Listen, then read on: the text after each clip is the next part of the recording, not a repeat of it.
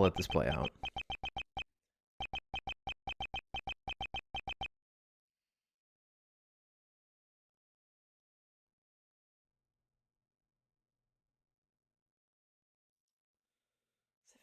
Edward's like a teenager here then.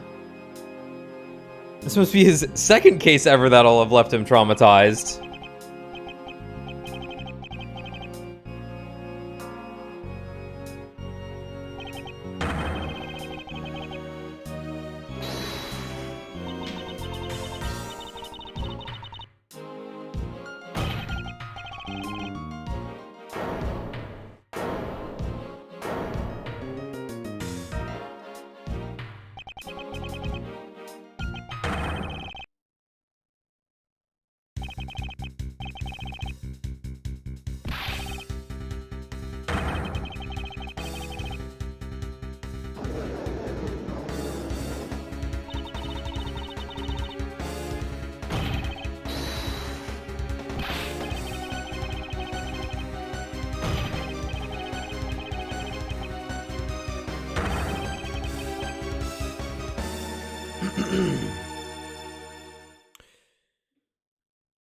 What's up? Oh, is there still more? Oh, which judge is that? I hope it's not the Canadian one. A new prosecutor shall be called to replace Mr. Faraday. This court will be in recess until the new prosecutor is ready. Is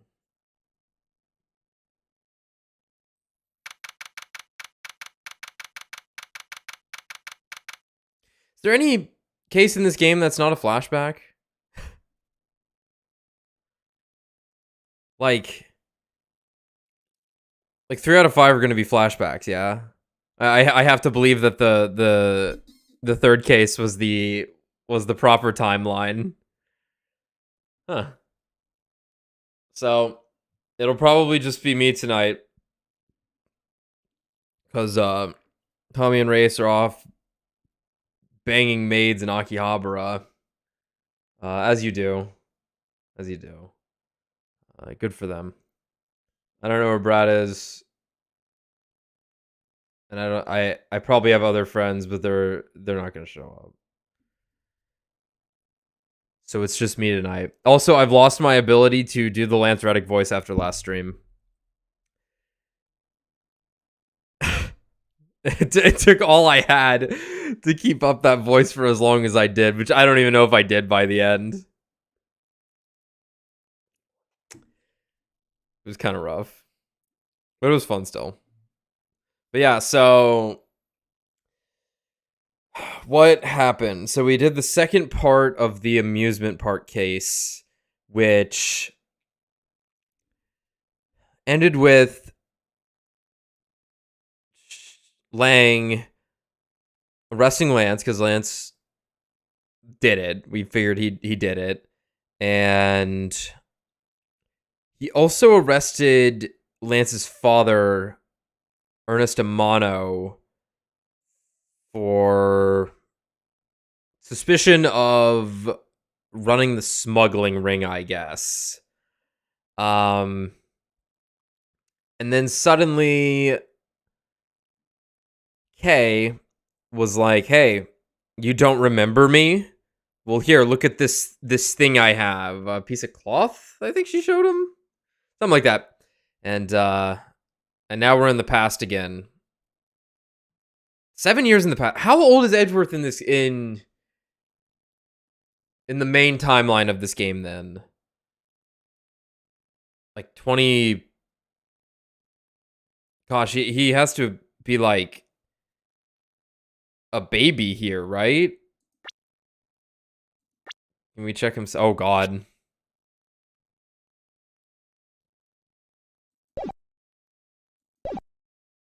I feel like Edgeworth would be too young at this point.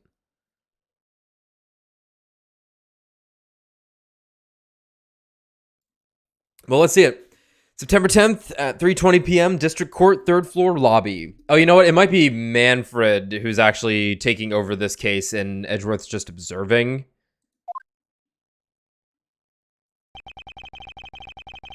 It's almost time for me to enter the courtroom. Oh. So it is that my first assignment as a prosecutor will be... Was his first not the one up against Mia? Or is it just that he was still new-ish at this point, that this is literally his first one? Oh well. As a replacement for a prosecutor who has been accused by the defendant. And look how happy that kid is in the background. Edgeworth. Sir.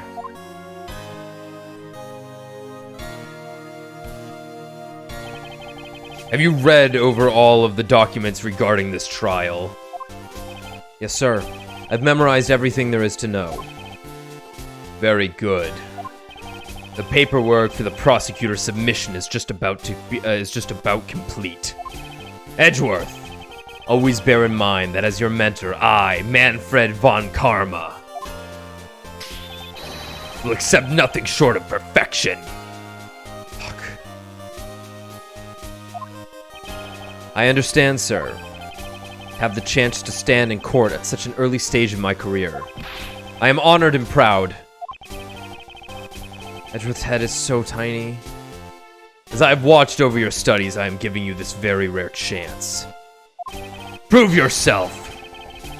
Crush the defendant's pathetic lies into oblivion. Yes, sir.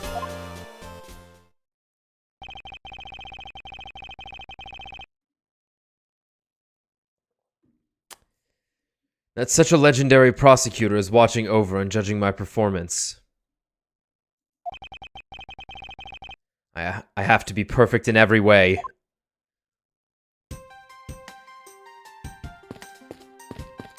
Finally get a nice view of the room. There's the courtroom right there then, I guess. So normally we'd all be standing like, we're all just shoved in this corner over here at the end of the trials. Or before them, of course. A model of the courthouse. It's pretty well constructed. Hands and a face. Don't tell me this thing transforms. Yet I wonder for what other purpose could they have been made. Alright, see ya. This should lead to the defendant lobbies. Edgeworth, where is your composure? You wish to take a look at your enemy, do so in the courtroom as you crush him. Indeed, thank you. You are a man of wisdom and experience, sir. You okay here, buddy? This is so good. I could drink a whole gallon. Oh, that's not a trash can? I've never heard of water that tastes that good. Maybe I'll give him a minute.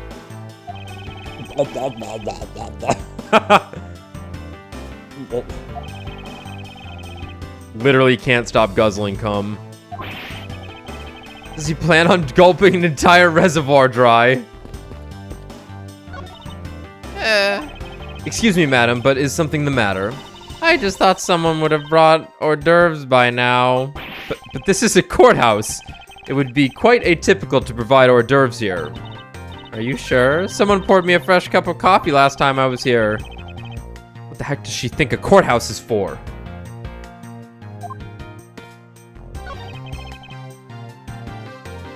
The pee-pee whacker, I see. Mr. Prosecutor, sir. You've got a good eye if you can tell that I'm a prosecutor with just one glance. As there are always only prosecutors and defense attorneys in this lobby. I usually hit the mark if I guess one or the other while there is a recess. You were only guessing. Aren't these great? Daddy made all of these. Awesome, but didn't you get fired right after you made them? Yeah, I did. I spent the same amount of money on this model as it cost to build the real thing. Holy shit. My boss wasn't very happy with me. Hey, Daddy, didn't you say you built a secret mechanism inside of it? Dude, what? I'll tell you about it someday when you're older. A secret mechanism? Maybe installed it as a payback for getting fired. Could be trouble. Now I'm curious. Okay. Check this couch. A luxurious and beautiful leather sofa. I must say, every part of this courthouse is meticulously well kept. Although the positioning of the sofa puts one under the direct gaze of the judges. Every judge in this courthouse's history has had quite the beard. Every judge, yeah. And has gallantly parted with their beloved head of hair, I see. Being a judge must be a very, very stressful career.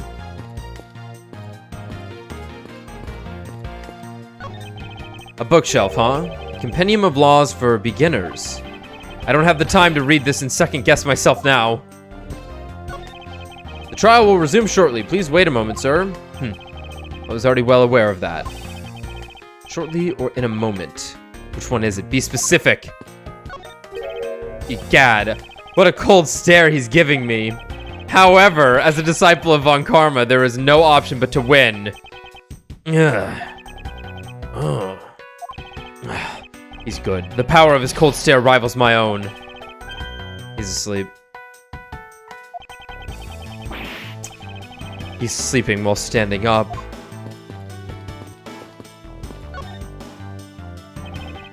Today's trial should have ended in just 1 minute. Because the defendant was picked up by the security camera, correct?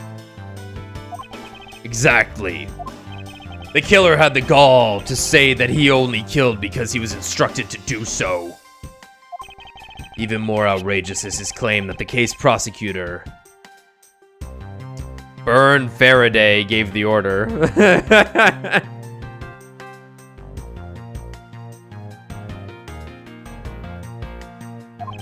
Ha! Faraday is such a fool. He's been cornered by his very own prey. Sir, are you an acquaintance of Mr. Burn Faraday? Huh. He is a pathetic man who speaks nothing but nonsense. What's up, guys?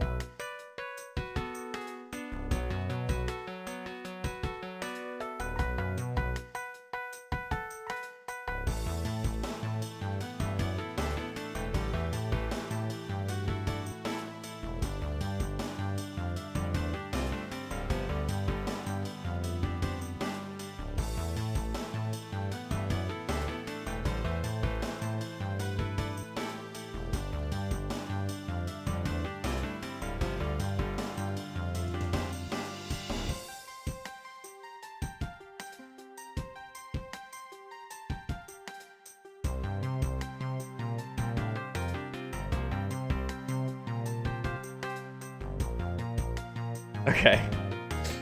Sorry, my mom needed something. Nonsense. He once tried to explain to me a way of punishing those who cannot be brought to court. Those who cannot be brought to court? That is nonsense, for no man is above the law. Well, there are always a few exceptions. However, there is no reason to even deal with such individuals. A prosecutor is a guardian of the court, one with no obligation to outside matters. Thus, there is no reason to deal with such individuals. I see. Edgeworth. Disgracing yourself as Faraday has will not be forgiven. Have no fear, I will not let you down, sir. In place of the accused prosecutor, Burn Faraday, I'll prove the defendant's guilt. Very good. I've secured an hour of recess for you to prepare to do just that. Show them all the power of Von Karma. Hey, check this out. Fuck.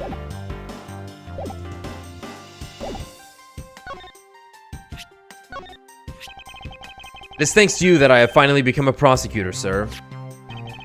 It's amusing that you wanted to become a defense attorney, yet you became my student.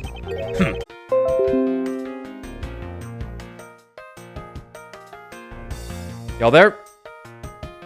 Seem to be having some, so... Luckily it's not on my end, though. Yeah, I don't know the last thing you guys saw, but it was just Von Karma being like, hey, don't show this to people. Don't show the badge to people.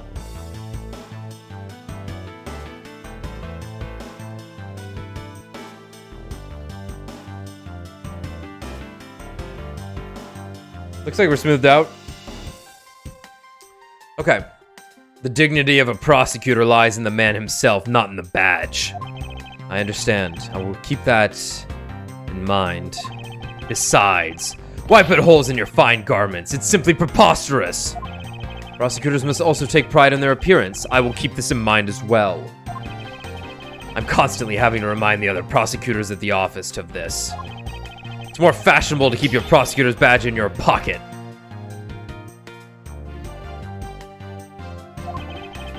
In other words, always treat a prosecutor's badge with care and honor.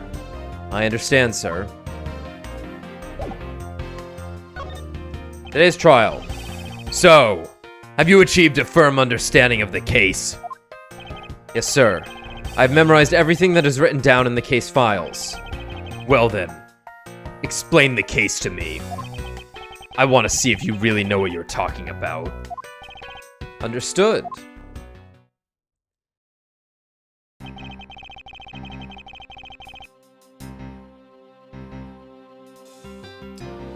A murder was committed on September 8th in front of the Codopian embassy. Great, more made-up shit. Oh, you've got to be kidding me.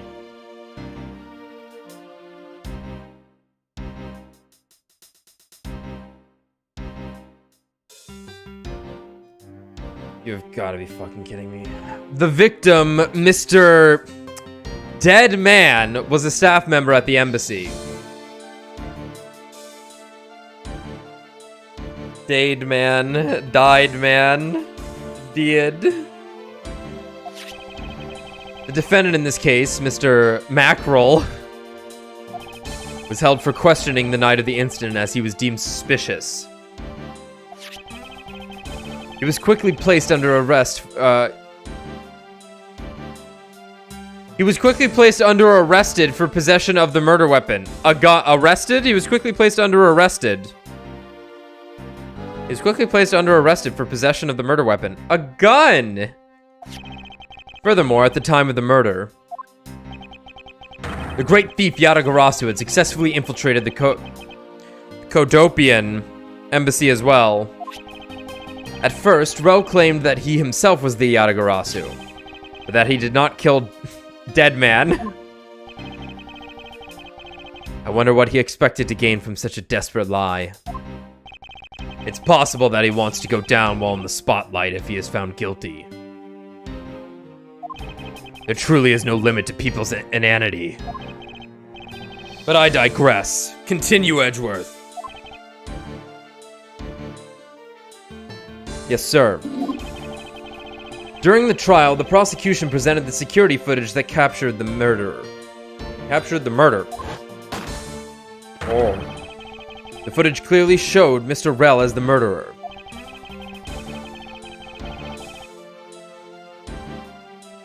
The act of Mr. Rel firing the gun could be clearly seen from the visitors' gallery. Upon seeing that, the defendant retracted his statement and admitted to the murder.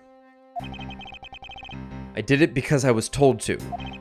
By the real Yatagarasu, Burn Faraday.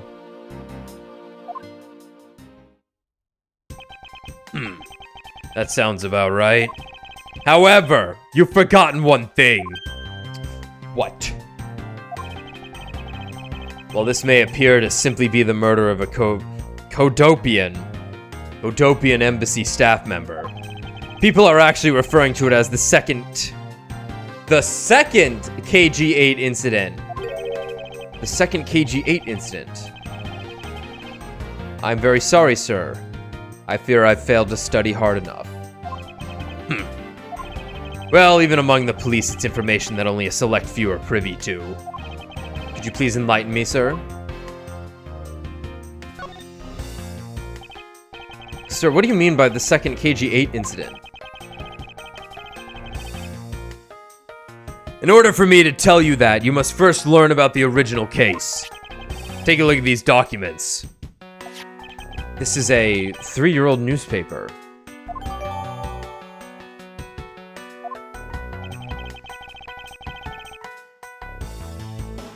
You have heard of the Amano Group scandal before, correct?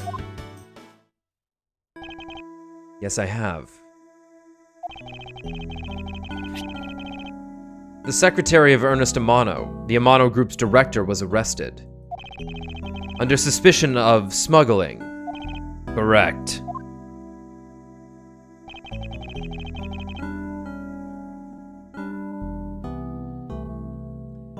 CCU? Hekayu? CCU. Say. CC. CCU was an employee of the Amano Group, and the sole witness to the smuggling operation. It was she who brought the crime to light. However, Miss Yu was silenced before she could testify in court. Wasn't a Kodopian embassy staff member arrested for the murder? Yes. A Kodopian by the name of Manny Cochin was the suspect.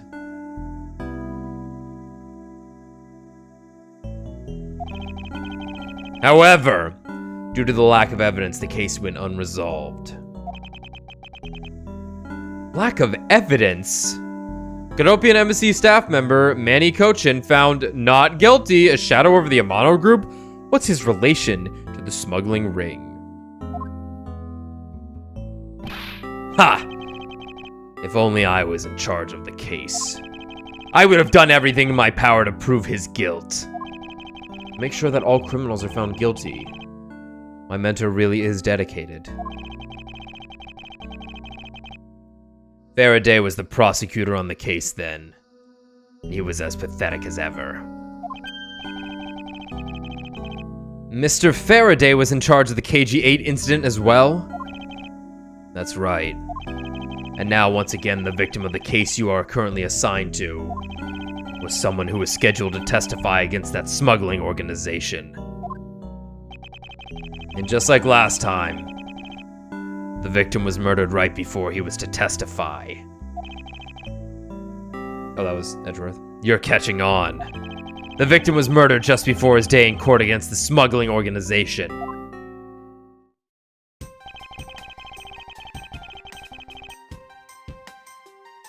Events are occurring almost exactly the same way as they did in the KG-8 incident. So that's why it's being called the second KG-8 incident. Yes. Yet there is one difference between the two incidents. What would that be? The so-called noble thief that is sending everyone into an uproar. The great thief Yatagarasu. Yatagarasu. I'd better find out more. Who is this Yatagarasu? Sounds foreign, says Edgeworth. If it is true that the Yatagarasu showed up at the Kodopian embassy, what could he or she have been after? No doubt to steal any suspicious accounting records and release them publicly. Or more likely to steal secrets from the Kodopian embassy itself, since the item that the Yatagarasu stole from there was sent to the police.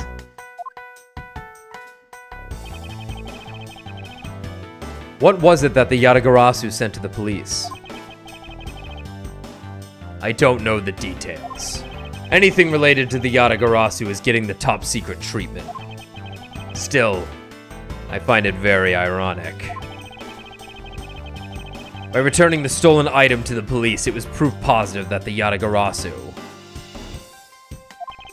had infiltrated the embassy on the same day the staff member was killed.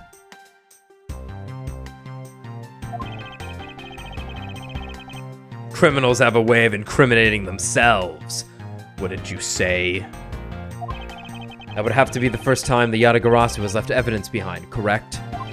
Yes, indeed. you wish to learn more about the Yatagarasu, then I suggest you ask Faraday. Mr. Faraday. He happens to be the prosecutor in charge of the Yatagarasu case as well.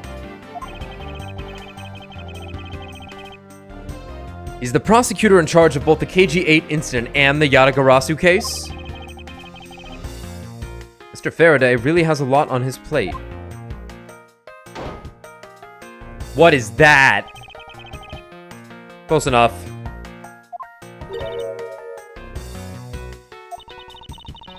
You're scary, mister. I should kill Edgeworth for her saying that to me. Did you need something? I want to trade these coins with you.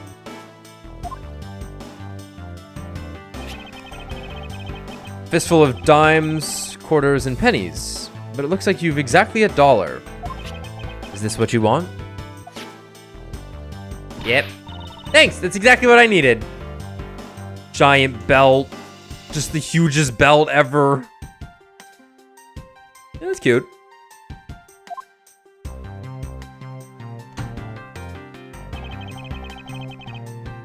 Would that child be here to watch the trial? How disrespectful for a child like that to be running around inside the courthouse. Does no one have respect for this country's judicial system anymore?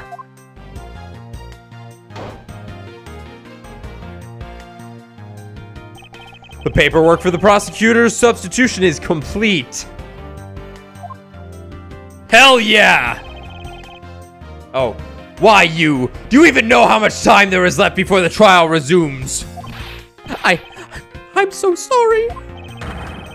I can have you mopping up the courthouse instead of protecting it in an instant. It's no bother, sir. Not being completely prepared could prove to be a perfect handicap for me. Huh, a proud one you are. Fringe. Yeah, that's kind of cute. Me in the background reading the case. Wow, Edgeworth and Von Karma. Wow. You had better collect the evidence from Faraday and prepare yourself. It's time for your debut, Edgeworth.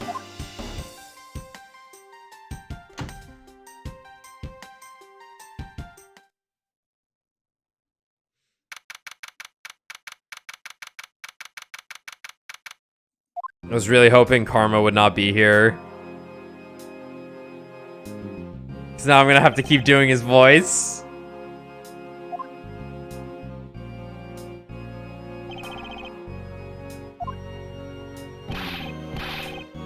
Just what is going on? Why isn't Faraday here yet? How is it possible that the defense is not properly prepared either?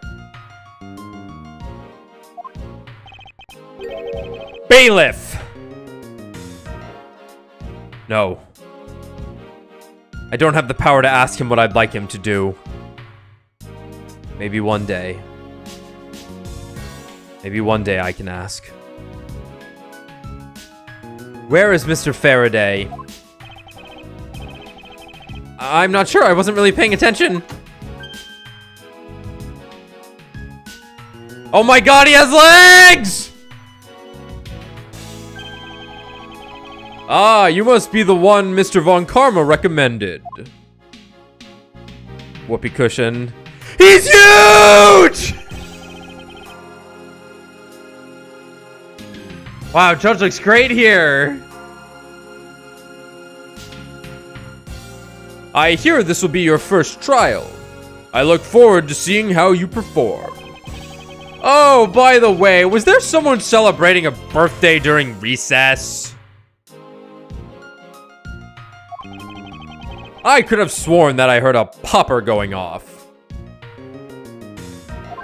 Come to think of it, the other day with my grandson. Sir, it looks like the trial is about to resume. However, yes, it will be all but impossible to prove the witness a liar. Without the evidence from Faraday. What is that blasted buffoon up to? It's an emergency, sirs! Oh, it's an emergency, sirs! Wow, that guy survived the onslaught of Gumshoe? Silence! Who the fuck are you? There shall be no yelling in the sacred hall of law! Bailiff! Whack his pee-pee! Oh, please. Wait. You have to listen to me. There's an emergency! Defendant Lobby 2. Mr. Faraday and the defendant. The two of them, they're both dead, Your Honor! What? What?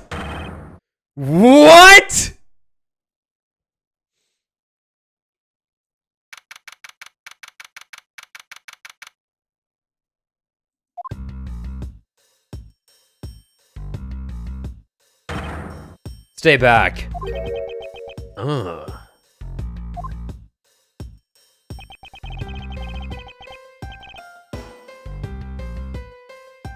Is this the king of detectives?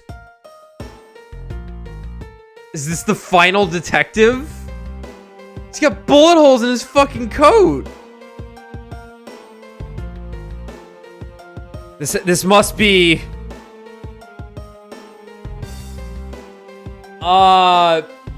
rubber boot.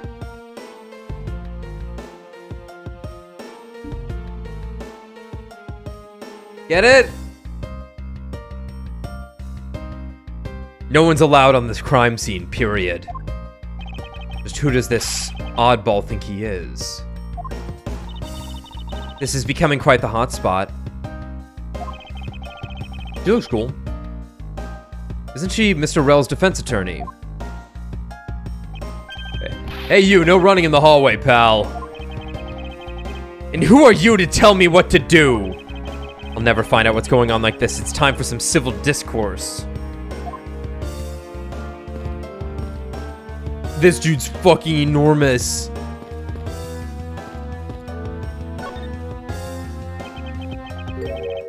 Excuse me, bud. Who are you? Detective Tyrell Bad. Homicide. I was informed of the situation and came as quickly as possible. So how did you arrive and inspect the body before me? Faraday requested for me to testify in the trial. Plain and simple. Mr. Faraday requested that you be here.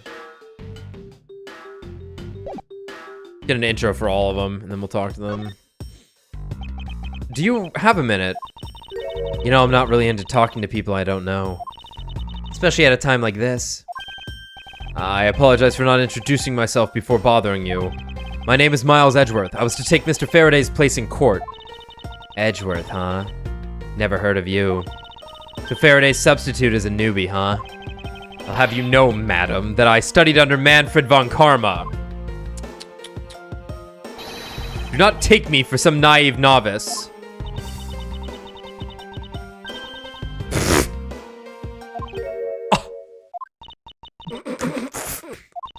Do not take me for some naive novice.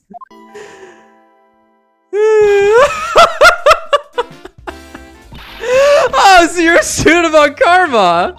I should have... Those clothes are a dead giveaway, man. Stop right there. These are the garments of one who gallantly presents the facts.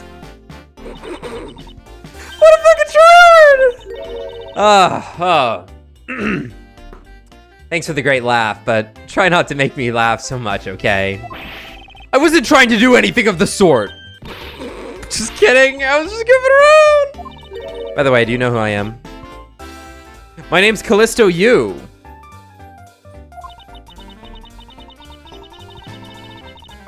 And if you're telling the truth, then we were about to go head-to-head in court. Ah, but of course, I've heard much about you, Miss Yu. Ah, but of course I've heard much about you. You're a regular Shakespeare. Man, this is great. Oh, I'm so glad somebody writing this game went, you know what? Edgeworth's balls are thoroughly unbusted so far. We should have someone make fun of him for being such a fucking chuny tryhard. Did I say something funny? Oh, I like your earrings. They're the scales of justice. Who's this? I need a soda first. A drink vending machine. Ah! Now is not the time to be pondering what kind of drink I want.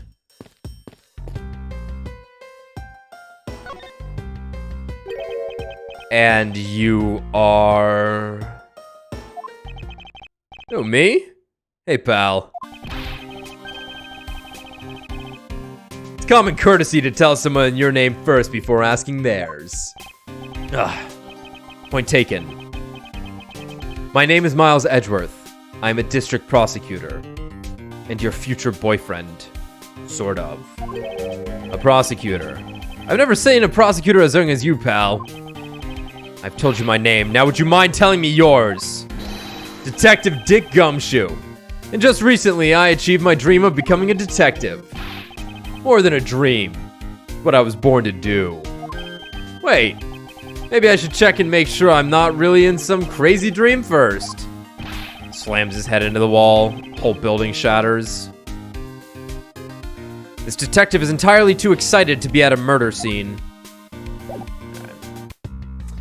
Start with this couch.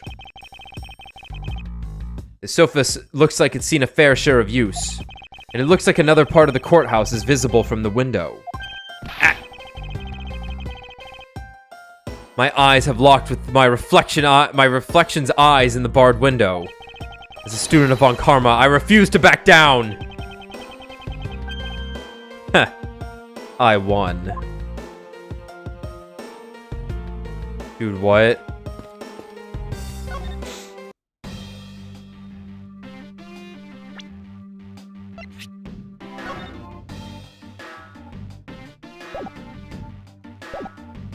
Hey, check this out. Alright, I can't present it from here. I have to present it this way. Does showing that off make you feel like a big, strong prosecutor?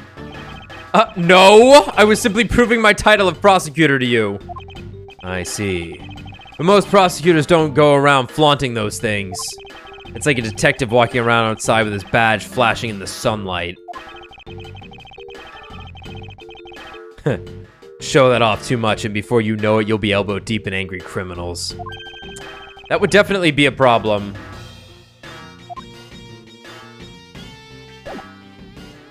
Crime scene. I've already contacted HQ about the situation. I've got nothing to say to you, kid. Kid? I'm Mr. Faraday's substitute in today's trial. Therefore, I insist that you update me on the situation. I can't back down here. I have a right to know.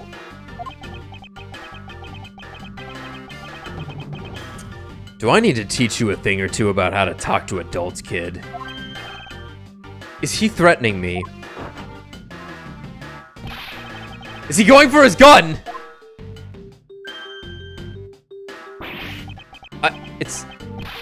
It's just a mirror.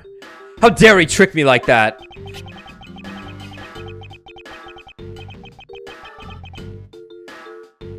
Faraday was stabbed to death with some kind of blade, and he had a gun in his hand. The other man, a Mr. Macrell, was shot and killed.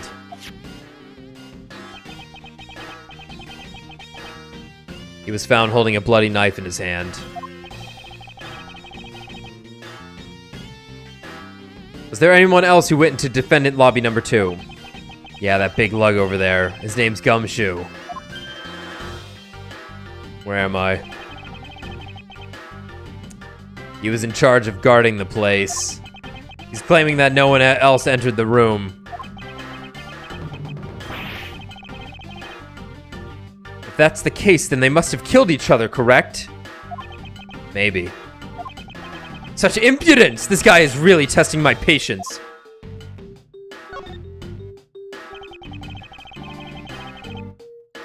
Trial witness. Why was I not informed that you were going to testify in court? Homicides aren't my only gig. The Yatagarasu case is also one of my assignments. So you were called upon to comment on Yatagarasu's characteristics in order to assess if Mr. Faraday really was the Yatagarasu or not. Well, well, looks like you just might have a brain after all in that head of yours, son. Son? I'm not your son, Pops. Oh my god.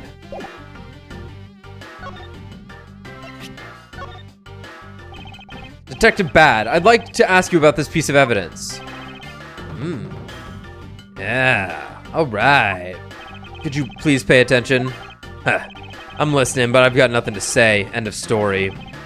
Very well. Why don't you just say that in the first place?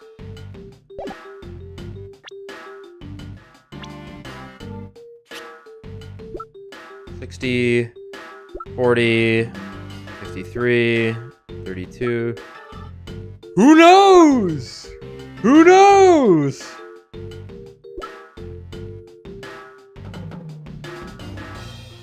They can't reveal it.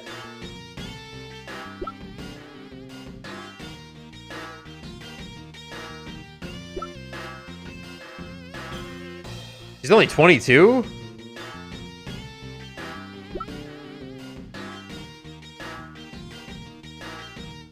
Unchanging 26-year-old to 32, or however old he is now.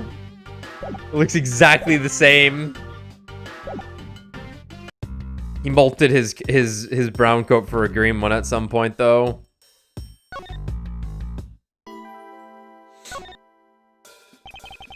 I'd like you to update me on the situation. I don't really know anything. Why don't you try talking to those detectives over there? If that's the case, then why are you here? What's so funny? It's just that the way you speak is so tactless!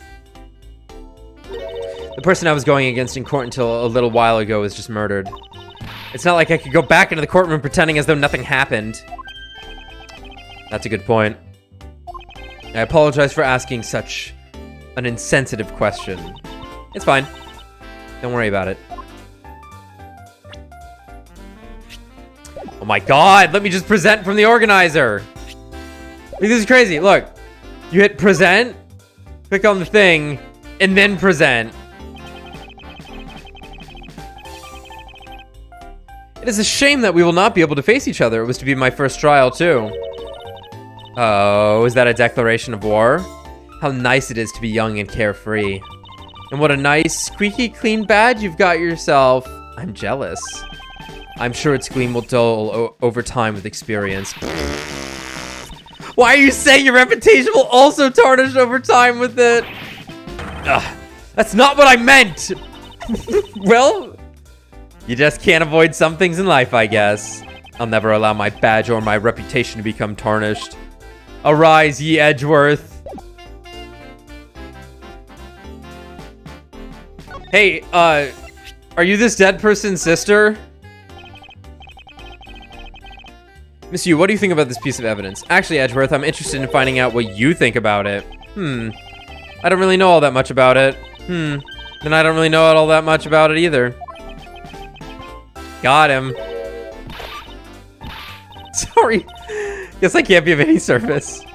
I shouldn't push her too much. She'll just start laughing again. I physically cannot do her laughing every time. I will pass out. I likely have the smallest lung capacity in this country, so...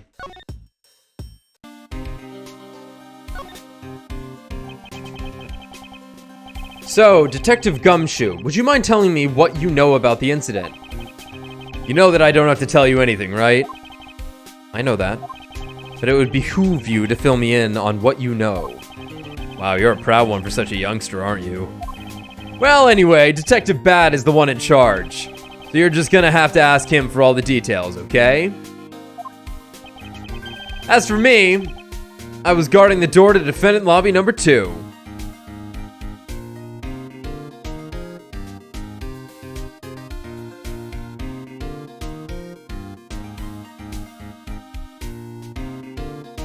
Okay.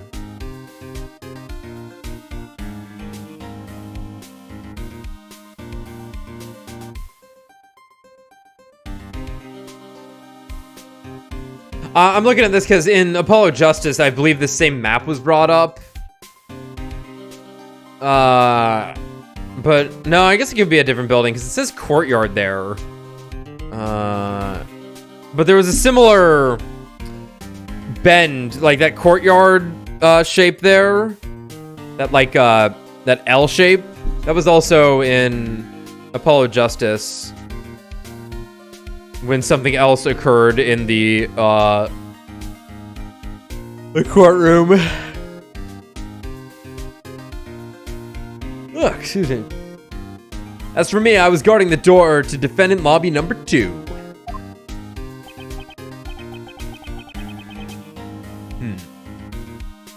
So you were the guard detail.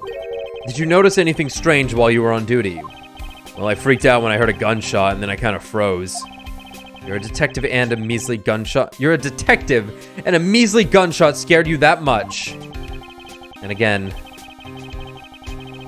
I can hardly claim to not know what it's like to hear one at close range. Then Detective Bad came running to the scene. We went to lobby number 2 together. We went into lobby number 2 together and both men were lying there. Dead. Is that everything? Yeah, that's it. I was in the hallway the whole time. But I didn't hear a single peep of a struggle. Interesting. Other than the gunshot, he didn't hear a single sound of commotion.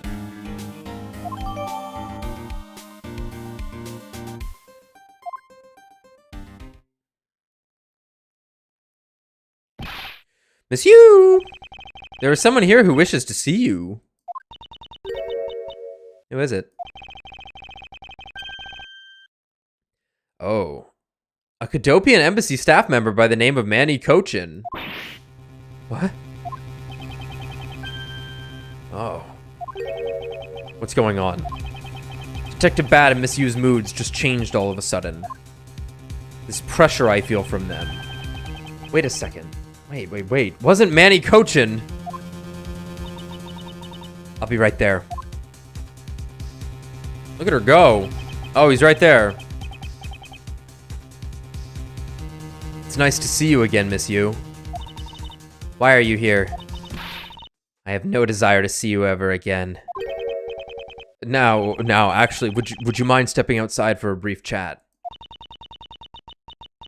Fine. Let's go.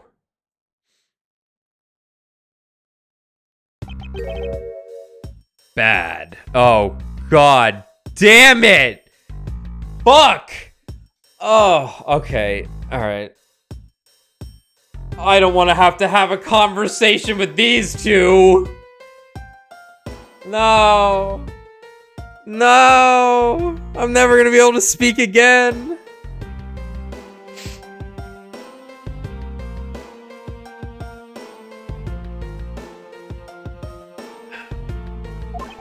Von Karma. It's been a long time. I knew you would show up. You usually do when the Yatagarasu is involved, and I see this case is no exception. Do you know Detective Bad, sir?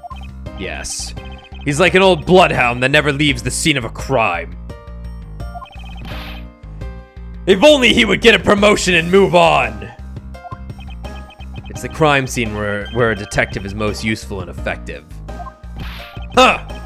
It's not like I don't know that. Moving on though, Bad. The man that I just passed by. Was he not the suspect from the KG-8 incident? So I was right. Just what is that man doing wandering around here? That Faraday. I can't believe he let such an easy catch get away! Imbecile! Yeah, I can do the, I can try and do the, Chris Sabat Garland voice, because he yells imbecile.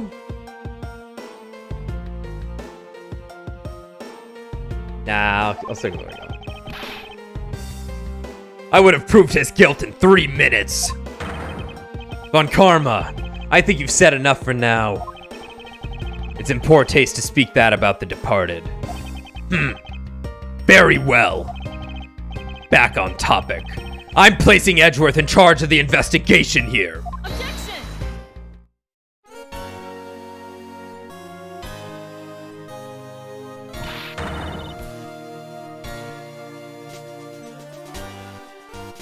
She's little.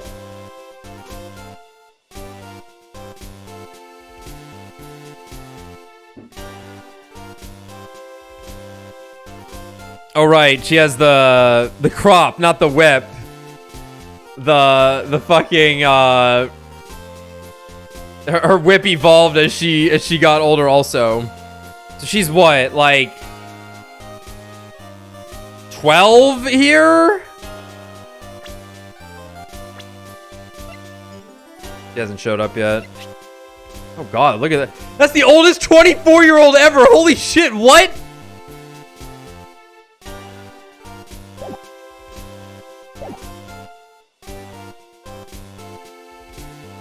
Papa, how can you place him in charge?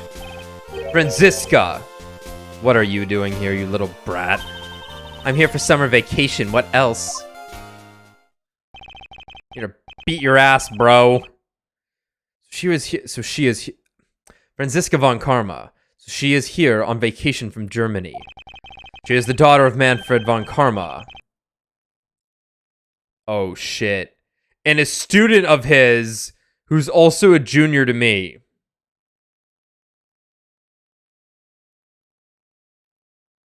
What?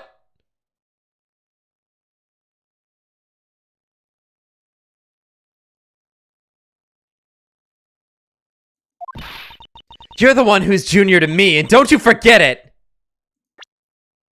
Oh, okay. I thought... Sorry, I read that as if, like, von Karma... Franziska's mother was a junior of Edgeworth, and I'm like, wait, what? wait. Good thing I have 0 reading comprehension. It's way funnier that way. I can see von Karma doing that. You're not conveniently avoiding the bar examination, are you? Ha! If you were able to pass, then I'll have absolutely no trouble at all. I'll never allow myself to lose to you, never! Why does she always have to be this competitive? Anyway, Papa.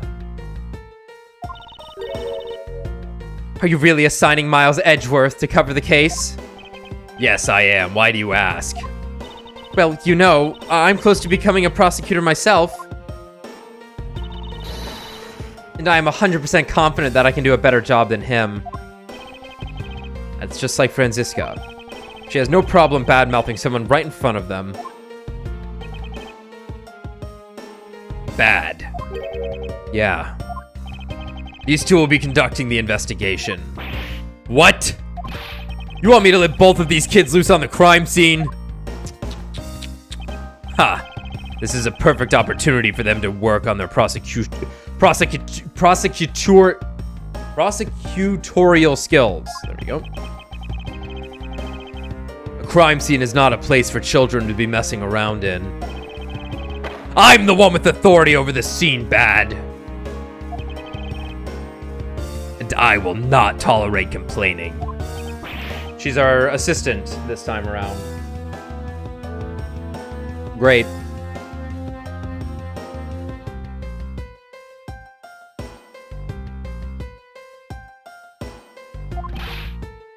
Edgeworth. Franziska. I leave this case to the two of you. Understood, sir. Yes, Papa. I'll go take care of the paperwork now.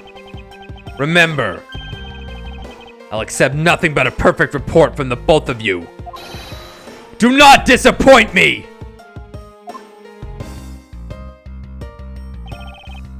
Hold up, Von Karma. I still haven't agreed to this.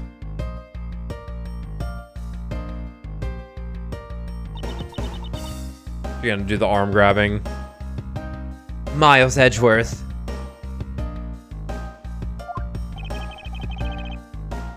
It's been quite some time, Franziska. This will be the perfect chance for us to see which of us is truly worthy of the Von Karma name. Would it kill you to at least say hello? Yeah. Long time no see. Very good. Crazy how both of these people will be dating Phoenix in the future. Just because you became a prosecutor first doesn't mean you can't act all proud. Ow! She hasn't changed a bit.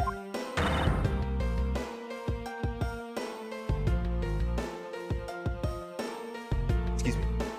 Miles Edgeworth! As I was saying, we shall see which one of us is worthy of the Von Karma name. Oh, for crying out loud. I've been reduced to a babysitter. Looks like Mr. Von Karma was successful in convincing the detective. That's just like him. He never fails. Now, I'd appreciate it if you could quickly run me through the facts, Detective Bad. You're better off checking things out on your own. Very well. Seems like getting help from Detective Bad will be a most arduous task.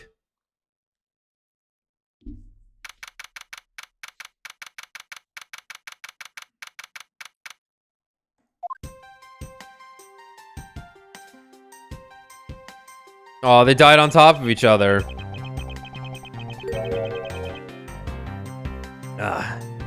As the only real explanation that they killed each other simultaneously. She's gonna start beating up the bodies. Miles Edgeworth, you should listen to someone until they are finished talking. What are you talking about? I'll only say it one more time. This is a competition to see who is truly worthy of the Von Karma name. A competition. The person that figures out the truth first wins. Huh. So the person who doesn't discover the truth is a dishonor to the name. Exactly. I don't care what you became. I don't care that you became a prosecutor before me. I simply refuse to hear any more foolish things come from your foolishly foolish mouth. Huh. Whatever, kid. Can I take that as you accepting my challenge? Once again, whatever, kid. Ha! Well then, let's begin the investigation, shall we? I'm going to find the perfect evidence and prettily present it like the professional I am. Competing to discover the truth behind a crime. How delightfully childish.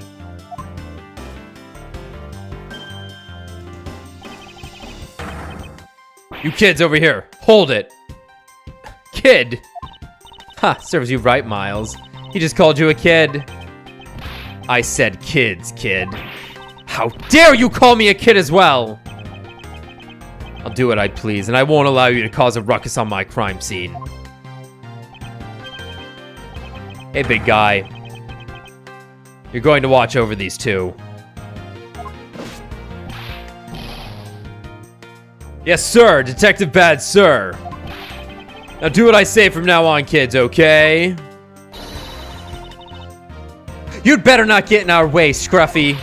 You'll feel the bite of my whip if you do. Then you, prosecutor boy.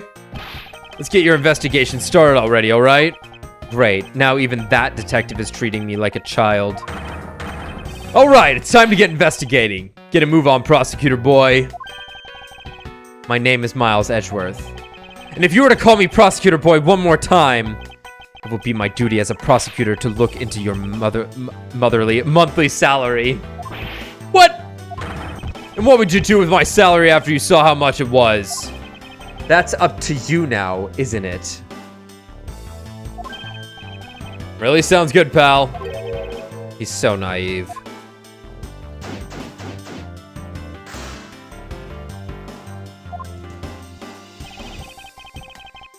Detective Bad. May I have a word with you? What is it? What do you want? It appears that both a knife and a gun were used as murder weapons. Yeah, knife gun. That leads us to our first question of the investigation. Where did the men acquire the weapons?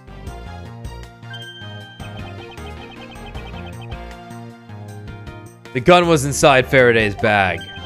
It was a piece of evidence that was presented in the trial earlier today. It was used to kill the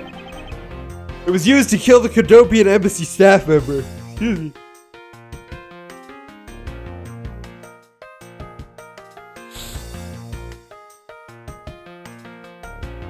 Oh my. It was used to kill the Cadopian embassy staff member. But I never heard anything about the knife. Mr. Rell was being held by the police. There's no way he could have brought it in. Which means it's possible that Faraday had the knife on him from the start as well. Could it have been a piece of evidence that had yet to be presented? But then why doesn't Detective Bad know about it? Wait, what if... It's possible that Mr. Faraday brought the knife in under the guise of prosecutorial evidence. He could have then brought it out and attacked Mr. Rell with it. Huh. Maybe you've got a brain in there after all, kid. Ah. Is he going to treat me like a child forever? It looks like Mr. Faraday attacked Mr. Rell first, who then counterattacked. That's the only logical conclusion you can draw from a scene like this. Not yet. I feel it's too early to be drawing conclusions. I must first find conclusive evidence so as to ensure the honor of the Von Karman name.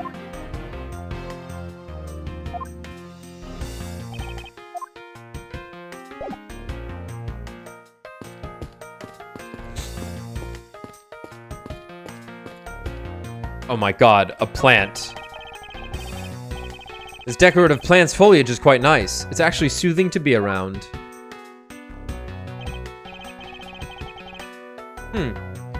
Perhaps I should purchase one for my room. And name it... Charlie. That sounds good.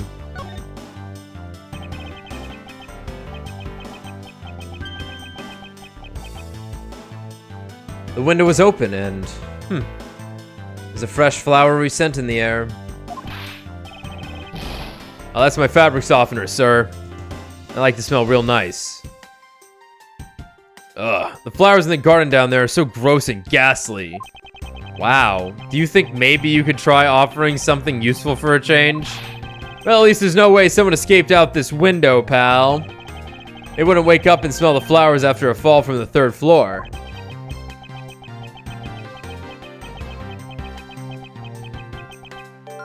Are you willfully ignoring the fact that there are also iron bars on the windows?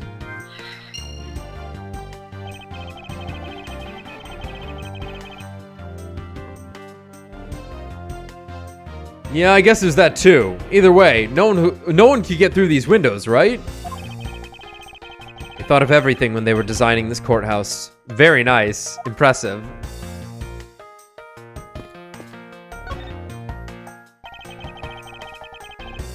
There are some plastic bags stacked on the table.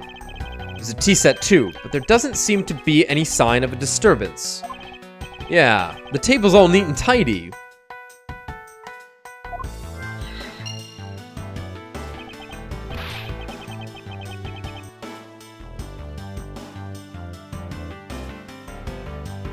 Maybe they were super quiet in their scuffle?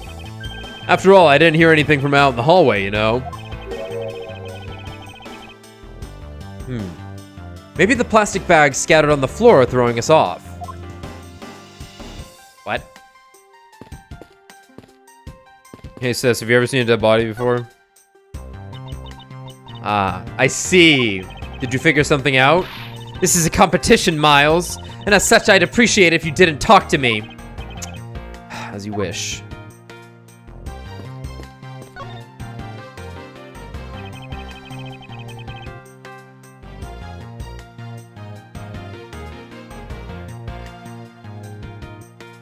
It looks like Mr. Faraday fell on top of Mr. Rell. At first glance, it seems that they must have killed each other. However, using logic, the only logical conclusion is, aha! What was that outburst for? My detective's instinct just hit me real hard. Yeah, It was Mr. Rell that fell first, see? You don't need a detective's instinct for that. It's common sense. But I suppose we won't know much more than that until after I examine the bodies.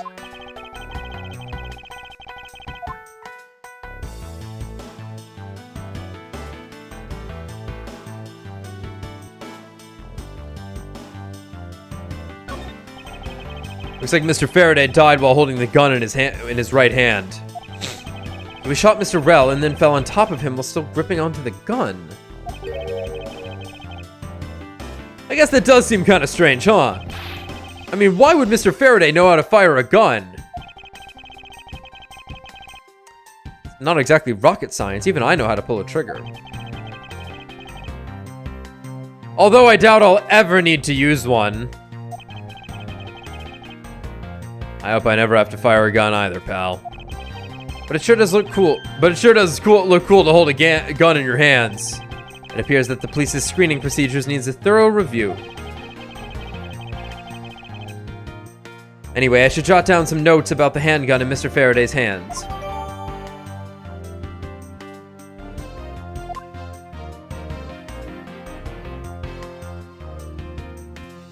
Knife. Looks like Mr. Rell died with the knife in his hand. There's some blood stuck on it. And he must have used it as a weapon. Yep! No doubt about it. Was Mr. Faraday carrying this on his personage? Did he bring this as a piece of evidence for the trial? Or did he bring it with a very different intention in mind? Oh, God. Excuse me, everyone. Yawning like crazy. Oh, it's because I just had something big to eat before streaming. Let me chew some gum.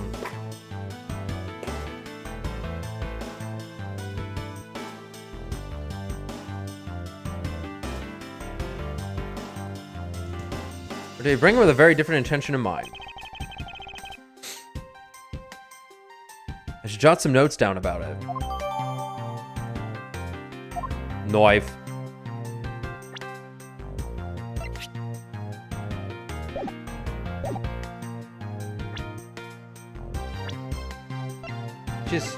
Oh god, just 13. She looks hilarious in this smaller portrait. I'm going to whip you.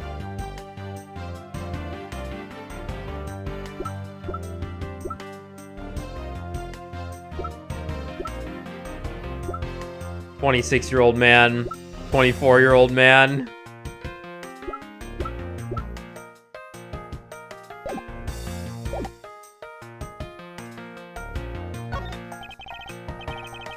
Mr. Faraday, how ironic it is for him to lose his life in a courthouse. Yeah, why did it have to be like this? I don't know what to say. I can't believe this happened while I was on watch, pal. Rather than beating yourself up, you should spend your time continuing the investigation.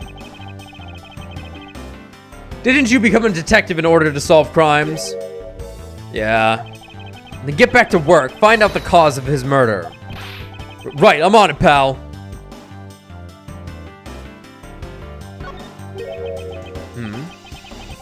Why are there plastic bags scattered all around?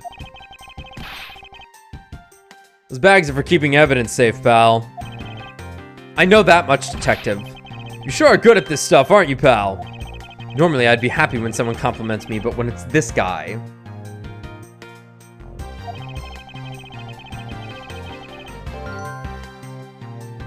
Anyway, could these plastic bags be evidence of a fight between the two men?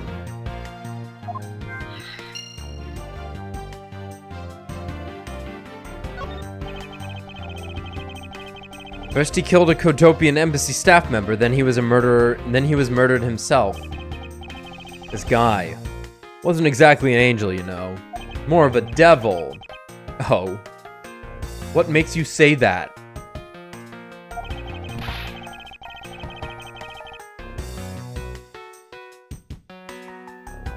Well, he's been hauled in the precinct several times for theft and assault, pal. So yeah, he's definitely the type to have committed a murder or two. Well, he did admit to killing Mr.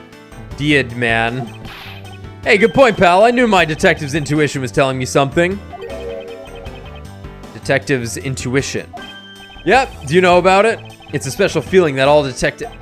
We don't have time for this conversation right now. Let's return to the investigation.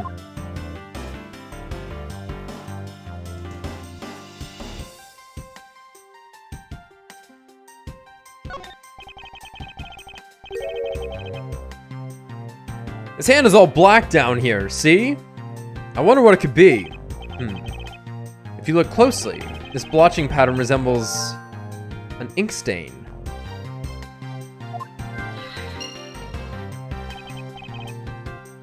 An ink stain? Yes, I usually get ink on my own hand when I use my feather pen. A feather pen. I've never seen one before. Sure you aren't just making it up, pal?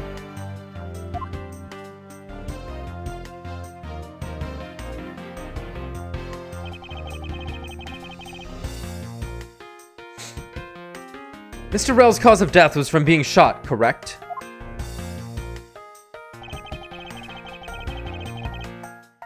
That's what we think, but it's hard to tell with him lying face down.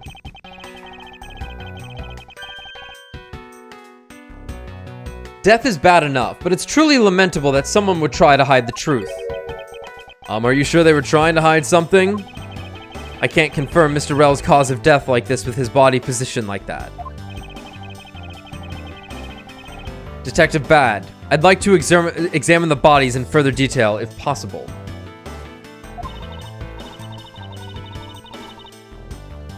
What's this? You're not able to form a theory with them the way they are? I believe an examination of the bodies is vital to finding the perfect evidence, don't you? I suppose you do have a point. Well, hurry up and get on with it! Labby. Yes, sir. We've taken enough photos of the scene, sir. And there you have it.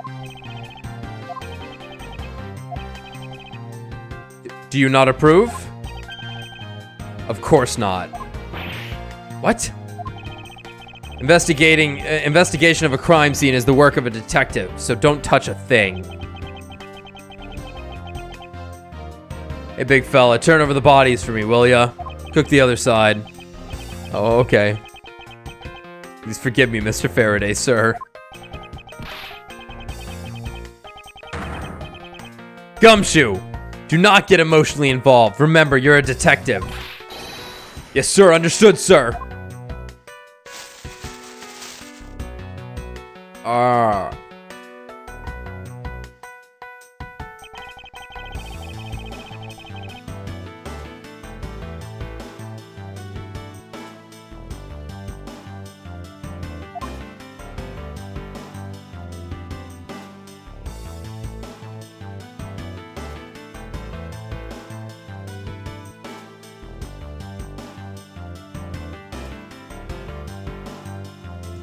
Well, the wounds don't really match up to the hands in which they're holding their weapons. Not to say it's impossible, but if you were to stab someone with your right hand or shoot someone using your right hand, it would likely... Well, shooting's a bit different, but let's just say it was like effectively a close range struggle, right? Since a knife's involved. Good chance it's gonna be anchored either like center or to the right side of the body. But both of their wounds are on the right side, not the left side of their body.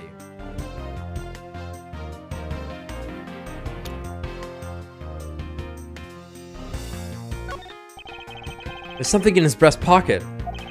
It's a fountain pen. Has an especially nice nib.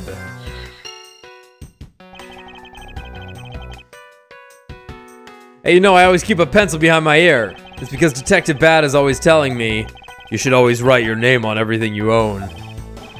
Yeah, somehow you do strike me as quite a forgetful individual.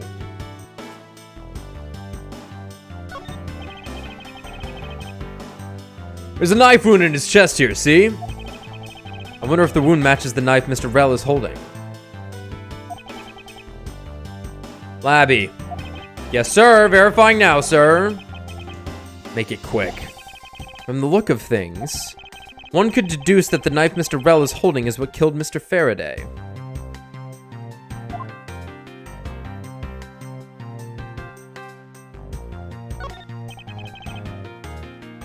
Shot in the chest. Takes some guts to fire a gun in a courthouse. I mean, I've been a detective for a whole week and I still haven't fired a single round yet. There aren't many burn marks on his clothes. That must mean... Wait, burn marks? A round grows very hot as it is discharged from the firearm. Therefore, burn marks are usually left when a shot is fired from point-blank range. Ergo, Mr. Rell must have been shot from at least a yard or two away.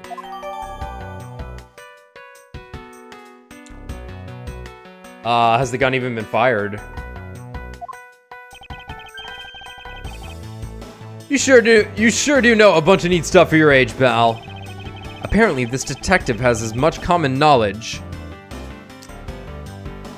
Common. C-O-M-O-N. Common. Not common. Common. Knowledge as your everyday marsupial.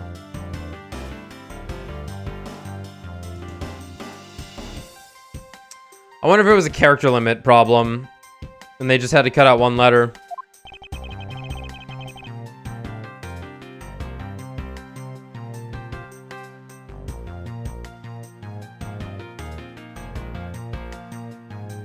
Sorry, one sec, guys.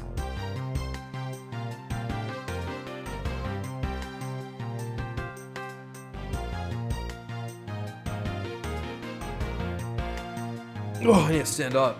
I'm like actually falling asleep while reading all this. This is what happens when I normally read. I get really sleepy. It's just that usually when I'm doing these streams, I have someone else in Discord with me to riff off of. But also, like I said, I just had a fucking huge sub. So I got that sleepy, that post-meal sleepiness. Ugh.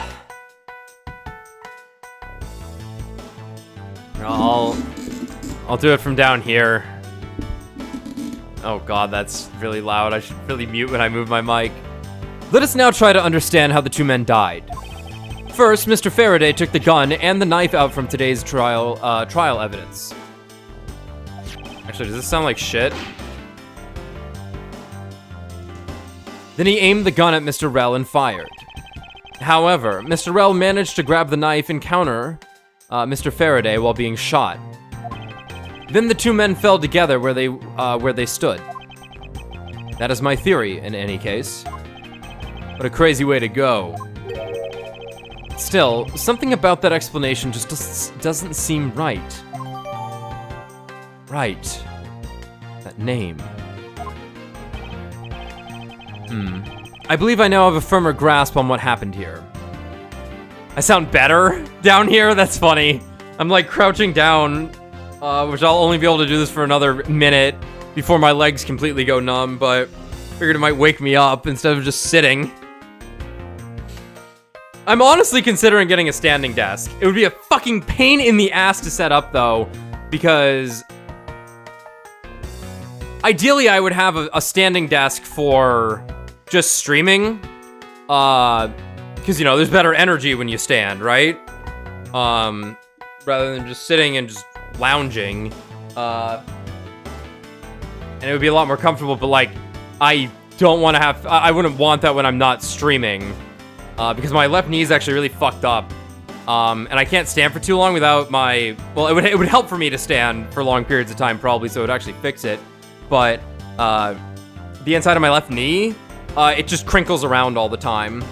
So it actually gets really annoying when I stand for too long and stretch out the muscles, because then when I'm standing, I can feel I can't feel, like, pain, but since some of my meniscus is gone, there's, like, more clicking that happens. I think it's called crepitus, something like that. That goes on in my knee, and it drives me fucking insane. Ugh! Whoa.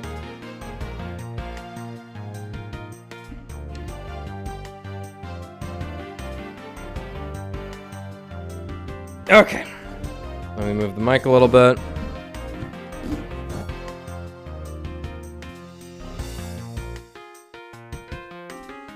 There, I will sit upright.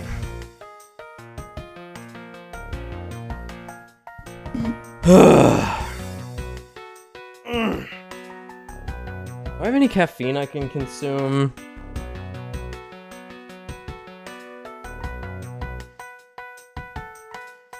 No. I have some pills I could take. I don't have many left, I'd rather not. Yeah, I'm not doing that. Whatever. I'll just wake up. Ugh. I believe I now have a firmer grasp on what happened here.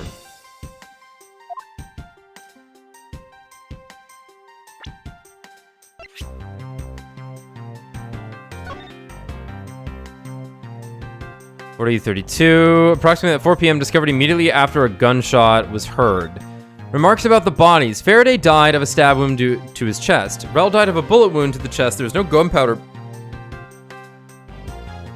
There's no gunpowder burn on his clothes, suggesting he was shot from a few yards away.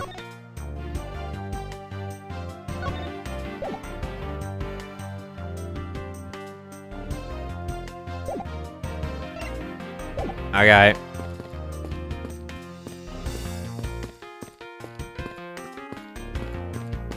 I don't think we talked to Bad yet. Well, honestly, you know what was happening? I was probably getting sleepy because I'm like constantly talking and doing these voices, so like all the oxygen, I'm lacking oxygen, so I'm nearly passing out. And you're even hearing the amount of breaks I'm taking in between these lines to like kind of find myself again. Detective Bad, do you have any thoughts on the case? Maybe I'll just start doing the Lance Reddick voice again. Faraday and Rel. It looks like they killed each other to me. Although, there are a few things that just don't seem right. And what would they be? Why don't you try thinking on your own first before you bother me, boy? Boy? Now I've been downgraded to just boy? Fine, I will look at this TV. Whoa. What is it, Detective Gumshoe? My TV at home is so tiny compared to this one, pal.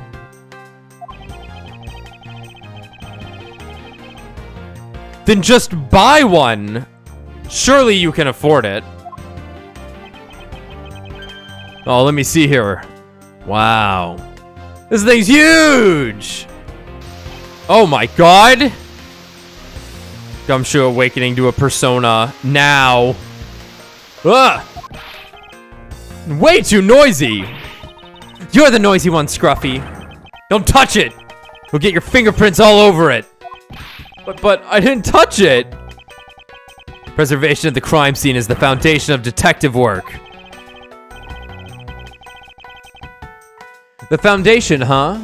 Sounds like something the rookie here needs to shore up on.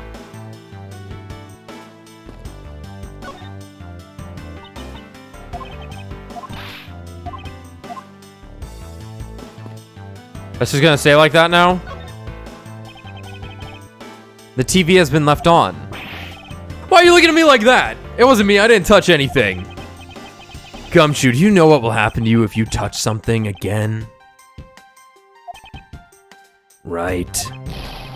I won't touch anything. I won't even go anywhere near the TV, sir. And you, get back to your investigation, alright? I was planning to do so anyway. What sick facts and logic do we have? Oh my.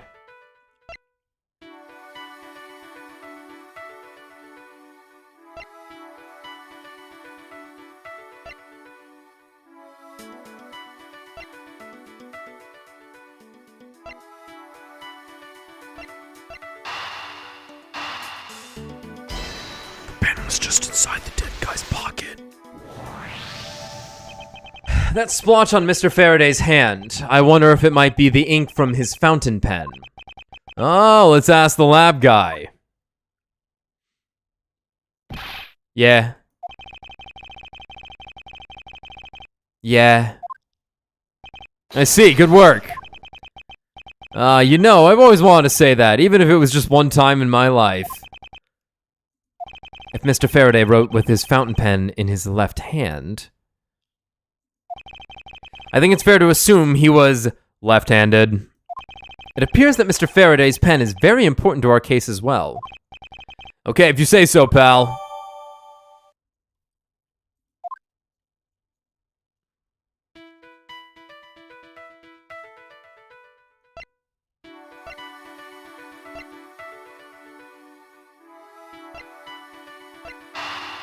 Maybe, I don't know if these two go together, but it's worth a shot. Okay. There was a very tidy pile of plastic bags on the table. And yet, a portion of them wound up scattered on the floor as well. It's not likely that the ones on the floor were knocked over during a struggle. In which case, might there be another explanation as to how they got there? Another reason. I believe it's possible that the blood on the outside of the bag is related somehow. Please get that blood away from me, pal. Detective Gumshoe, whose blood is on this bag? Hold on, let me ask the lab guy. Alright, please hurry.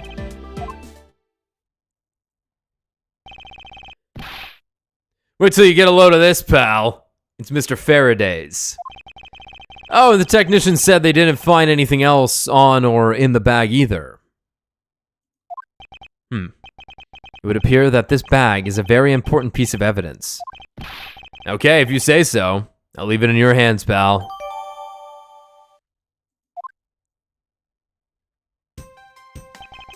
I guess there's not much left to investigate, huh? They really did kill each other. No, we can't conclude that quite yet.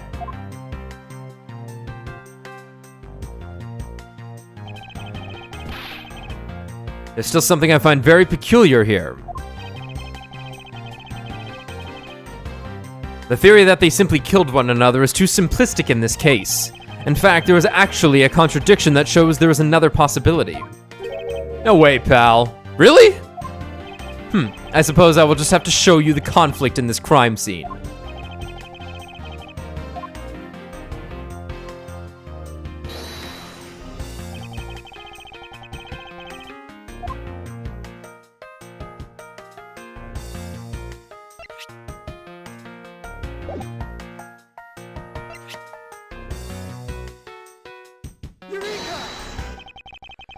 Now we come face to face with the contradiction I spoke of, and it is this. Mr. Faraday used his left hand to write with his fountain pen. Ergo, he is left-handed. And yet, the handgun is in his right hand. Don't you find it odd that the left-handed Mr. Faraday would hold the gun in his right hand? That, lady and gentlemen, is the great contradiction haunting this crime scene. Hey, you're right, pal. Doesn't that seem kind of strange? That does seem kind of strange. But how could something like that happen? The facts add up to one conclusion and one alone. Someone else put the gun in Mr. Faraday's hand after he died. Someone else? Plastic bags scattered on the floor and a gun in the wrong hand. I sense the presence of a shadowy figure behind this case. A vile person, a person of vile intent who is serious about keeping the truth from us.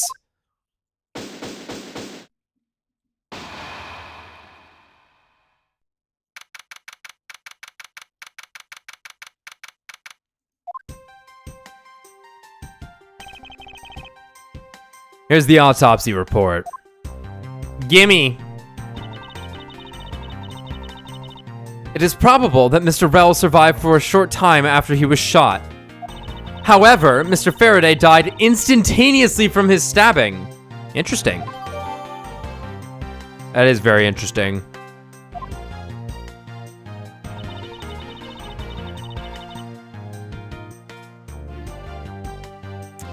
It looks like we now know everything we need to know about this case. Are you sure we know everything? Of course, the incident began with Mr. Faraday attempting to get his revenge. Revenge.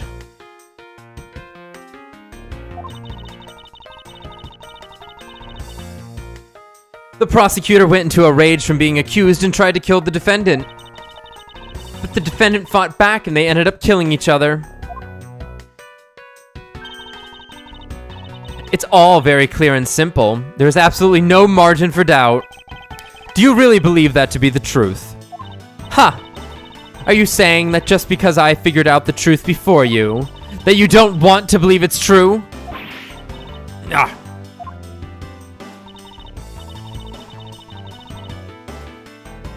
It's alright. If you disagree with my argument, then prove me wrong. Well, if there are any contradictions to be found, that is.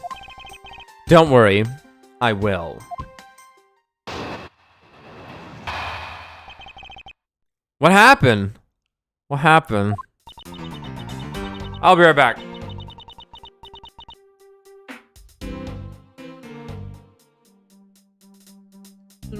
Where's my AFK thing? Yeah, there it is. Remind me to turn that off when I get back.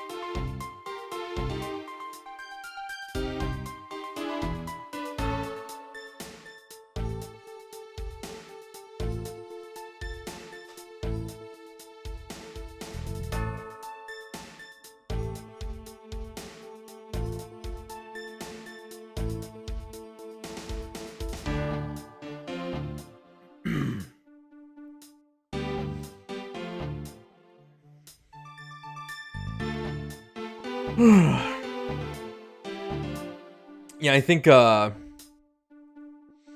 of the tough things here, compared to the mainline Phoenix Wrights, Ace Attorneys, I should say, is in those games, you're gonna have Phoenix, an assistant, typically Maya, and then one other character in the scene. That's really easy to do. Especially because the main voice I'm going to do is more or less just going to be a variation of my own. Like, I pretty much just talk normally as Phoenix. I am doing a little something for Edgeworth here, but not much different. So there's really no strain on me there. The assistant, normally not too bad. Higher pitched, lighter voice, also not too much of a strain. Easy to do. And then all the focus goes in on the freak that I have to talk to. But in this game, there's like 20 characters standing in a scene, and I'm voicing all of them. And it's exhausting. Ugh. Yeah, I might just go to the to be continued for this one, then pick up another time. And I'll try and not eat a huge meal before doing a stream like this. But so, despite doing this for a year plus now, I'm still like shit you don't realize until you run into it. So anyway, Mr. Faraday's death was instantaneous, while Mr. Rell survived for a short time. From this, it is obvious that Mr. Faraday died after he shot Mr. Rell. Uh-huh.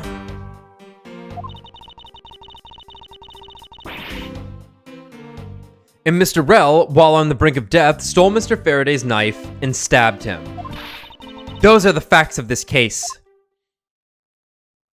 I wasn't listening. I'm taking a nap while you talk. I just can't listen to you. Mr. Faraday's death was instantaneous. Therefore, he must have attacked first. Makes sense. Proving that logic to be false is probably the fastest way to show her that she's wrong. In that case, I should first look for any holes in her theory.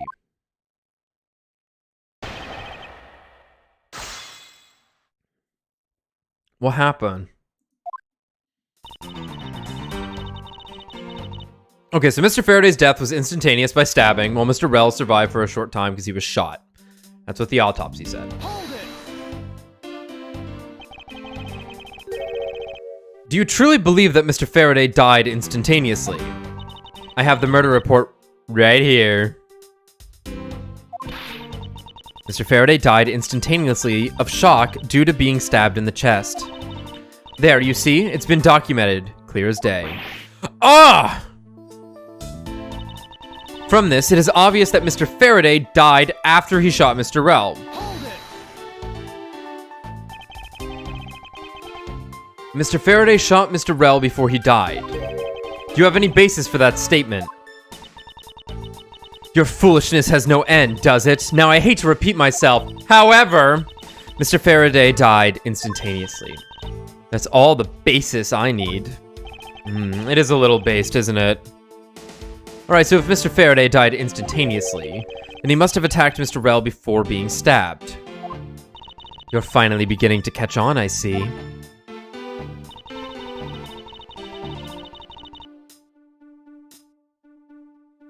And Mr. Rel, while on the brink of death, stole Mr. Faraday's knife and stabbed him.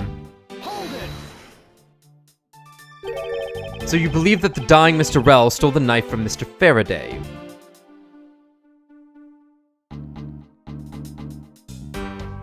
Okay. Mr. Rel became desperate as he did not want to die. Human beings can do amazing things when they are put to the test. So the two men struggled. And in the end, Mr. Rel was able to grab the knife and stab Mr. Faraday. The messy condition of this room is a testament to their struggle. Yes, my logic is perfectly sound. Can you really say that it's perfect? What are you insinuating? Nothing. However, I can't let what you said slide by without further inquiry. One must be clear and precise. So if you could append that statement to your testimony, fine.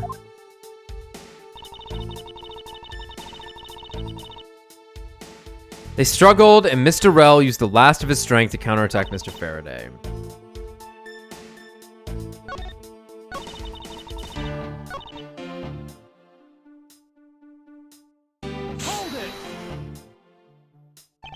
About this statement. Mr. Rel used all of his remaining strength to take the knife and defend himself. One can easily see that they had a violent struggle. Of course, it's nothing compared to what my riding crop can do. Oh. Yeah, right. How does one compare the damage a crop can do with the state of this room? Furthermore, all the plastic bags on the floor in this room were scattered there due to the fight. Is there anything else that I can explain for you? No, that will be fine.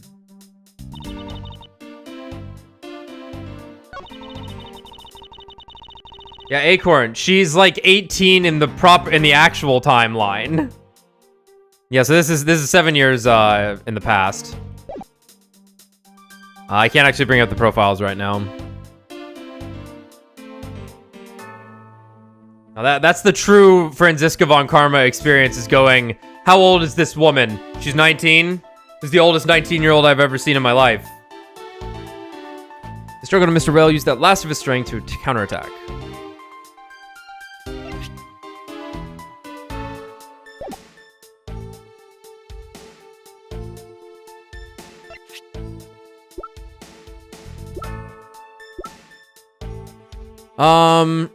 Well, there were no signs of a struggle. Oh, sis, if the two men were fighting, the struggle would have surely caused quite a bit of noise. However, Detective Gumshoe testified that he heard absolutely nothing. Ha! You place too much faith in that detective's testimony, you know. But for the sake of argument, let's say there wasn't a fight. How then did Mr. Rel get his hands on the knife? Mr. Faraday's bag was sitting right here in lobby number 2. It is not hard to imagine that perhaps Mr. Rel saw a chance and took it out at some point. So, what you're saying is this. Mr. Rel took a chance when he saw the opportunity and took the knife from the bag. And then Mr. Faraday shot Mr. Rel after being stabbed.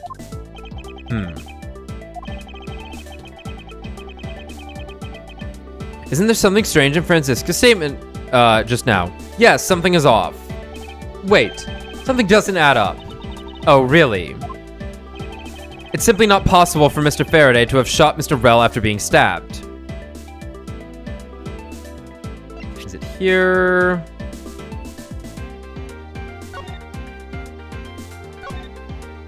There's no gunpowder burn on his clothes, suggesting he was shot from a few yards away.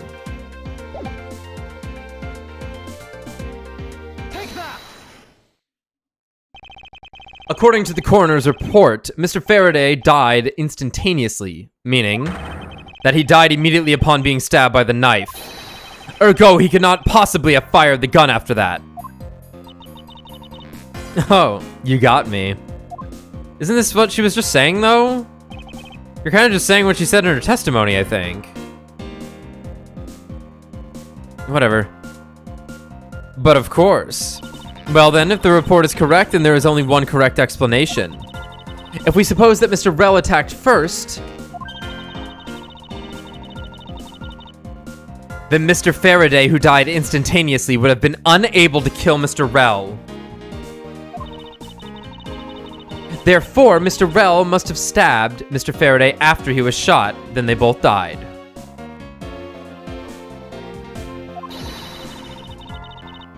That is the only explanation that makes logical sense.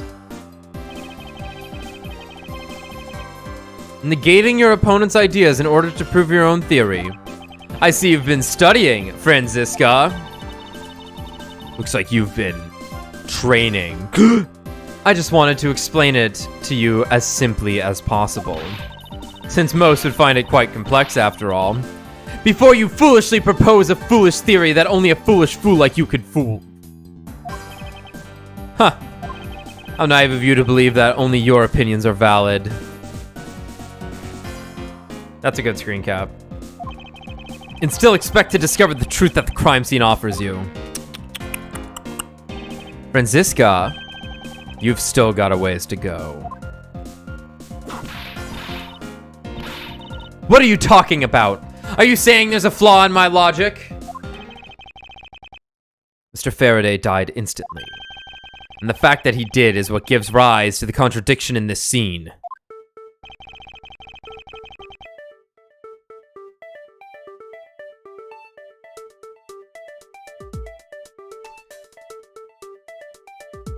The contradiction here in this crime scene is...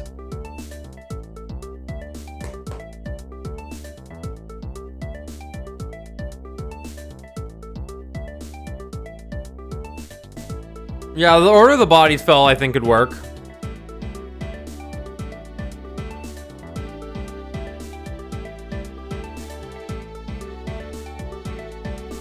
Yeah, if we're talking instantaneous death, then the guy who died instantly should be on the bottom, right?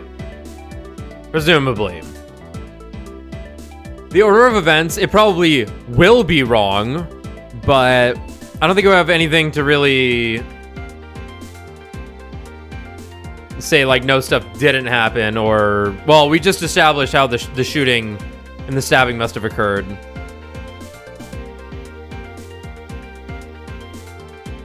The evidence bag's location.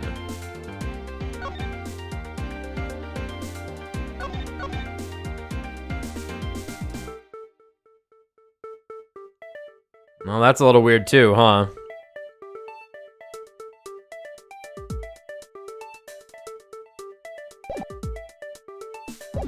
I'm gonna go with the bodies.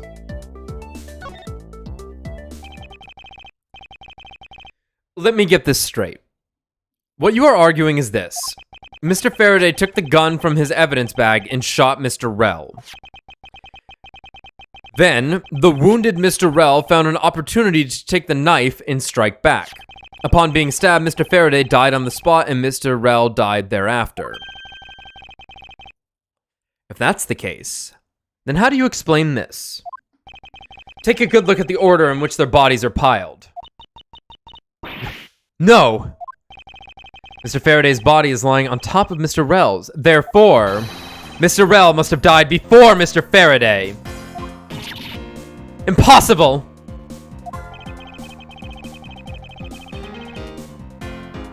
Yes, I agree that it seems strange no matter what angle you approach it from.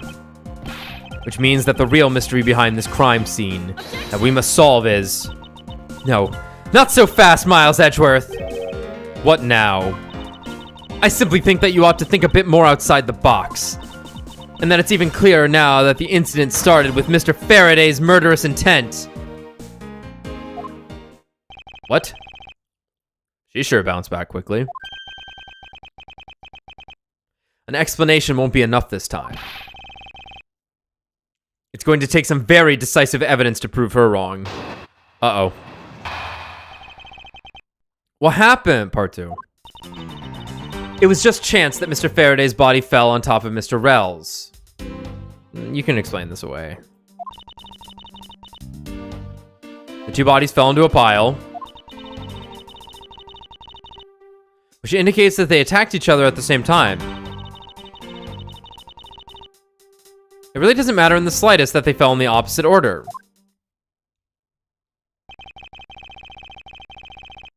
I just know that Franziska's explanation isn't absolutely correct. All I have to do is find a hole in her logic. Once I do, I can then present her with the evidence that proves the contradiction.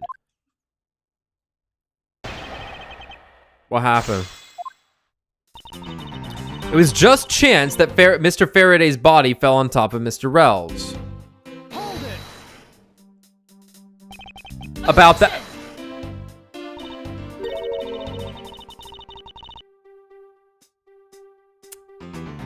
I don't think that was her. They did not change her objection voice.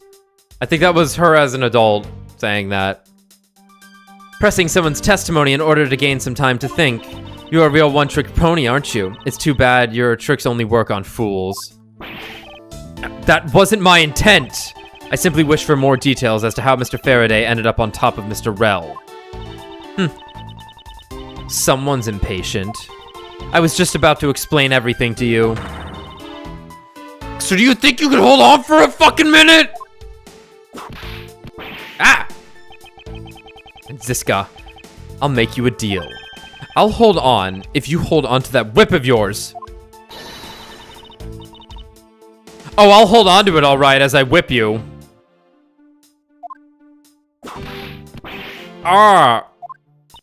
Well, now that you've quieted down a bit, I'd like to continue if you don't mind. The two bodies fell into a pile. The two fell on top of each other. Don't you find that to be a little bit strange? Not at all. Oh! I can see it in her eyes. She's dead set against me from the bottom of her heart. Miles Edgeworth, once I'm done here, you'll see that there's nothing strange at all. Now then, the two men fell into a pile, which indicates that they attacked each other at the same time.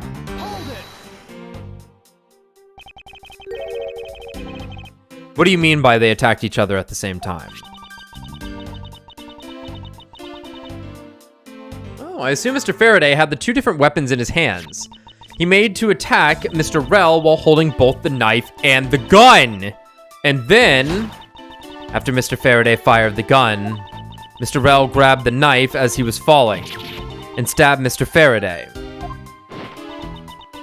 That is how Mr. Rel wound up on the bottom with Mr. Faraday on top.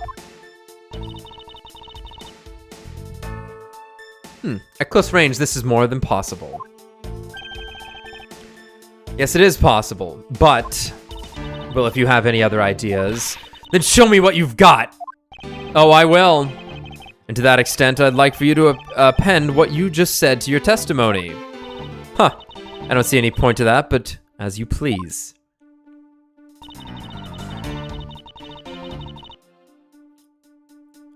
Let's not fuck around.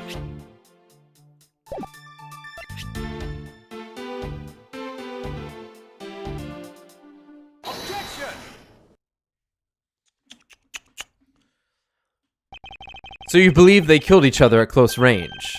Sorry, but that's impossible. This isn't Destiny 2 after all. Just as it is written in the crime scene notes, the firing of the handgun did not leave a gunpowder burn on Mr. Rel's clothes. Therefore, Mr. Rel and the gun must have been separated by a distance of at least 2 or 3 yards. Yes, this is by far the biggest contradiction. The two bodies are piled up on each other, yet the gun was fired from a distance. With there being no chance that Mr. Rel moved that far after being shot, that leaves only one possible explanation. What a completely foolish line of foolish thought from a thoroughly foolish fool! If I'm not right, then who was it that made the first move with the intent to kill, huh? Who?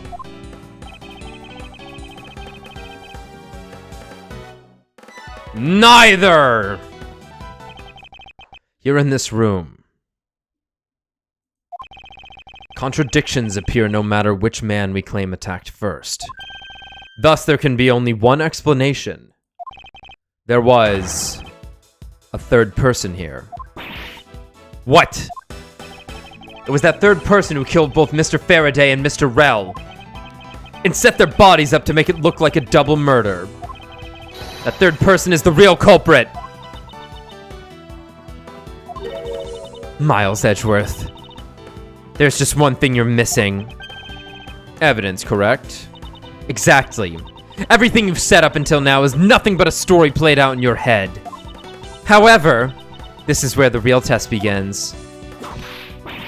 Can you prove that there was a third person involved in this crime? Of course. The third person was truly here. That fact would resolve the glaring contradiction.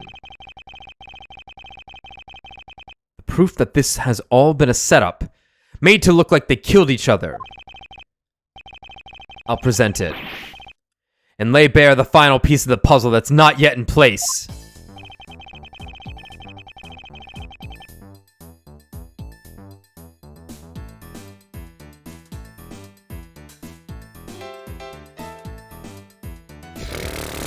I think it has to be the bag.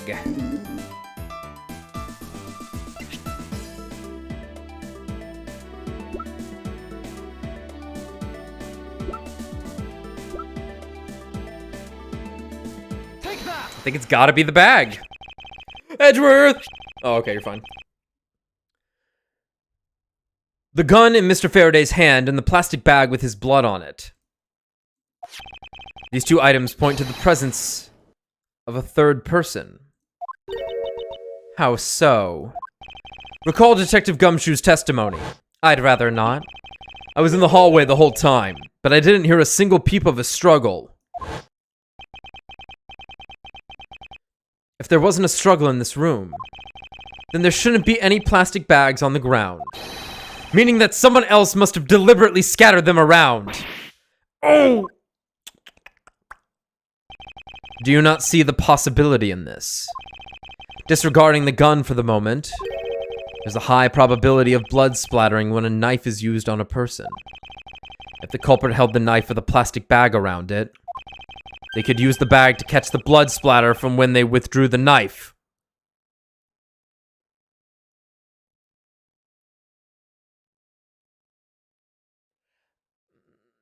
Sure. Yes. Then by separating a few more plastic bags around, mixing the bloody one in with them, and arranging the room to make it look like there was a struggle between the two, they were able to conceal their presence.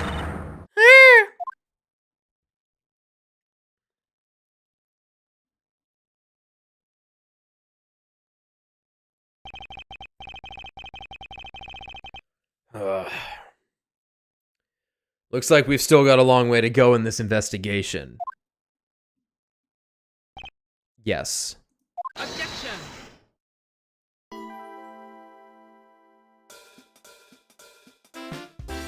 Holy shit, what a unit the judge is. What the heck is up with you, pal? Mr. Bad, I advise you to place Detective Gumshoe under arrest. What? What's the meaning of this? Huh. Looks like you're not man enough to discipline your own subordinates. Don't you dare.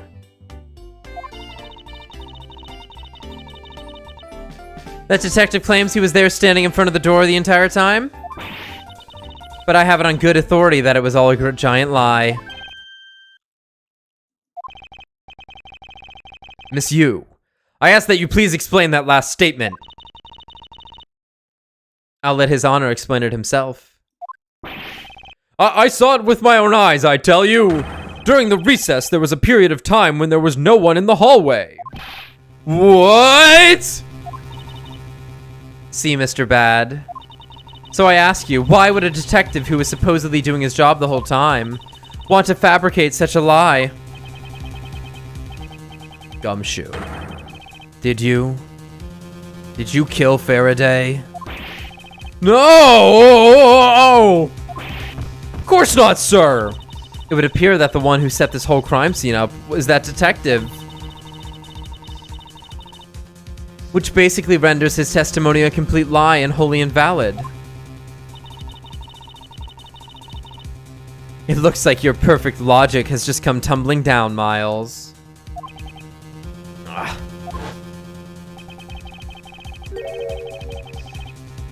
I was in the hallway the whole time, but I didn't hear a single peep of a struggle.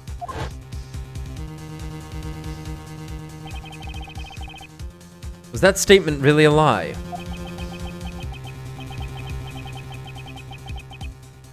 Detective Gumshoe, you're now a suspect in the murder of 2 men. Now spit out the truth or so help me. I haven't lied to anyone, sir, honest. I really was there. I was in the hallway the whole time. Hold it. Detective Bad, I ask that you please do not act without my permission. After all, I am the one that is heading up this investigation, am I not? Fuck you. Watch your fucking tone. All I want is for this investigation to run perfectly. Perfection is the only wish of a disciple of Von Karma, after all. Therefore, before you take Detective Gumshoe into custody, I'd like to set the record straight on something. And what's that? What should I ask Detective Gumshoe about?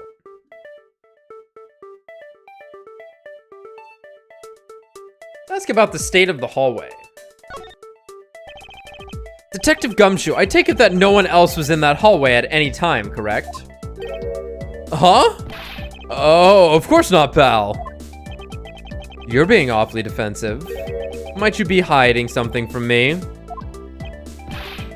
Watch your mouth, pal. I'll kill you. You can't go around saying stuff like that about me without any evidence. I suppose you're right. I have no evidence at this point. Miles Edgeworth, how can you be losing a battle of wits with this detective? You're a disgrace.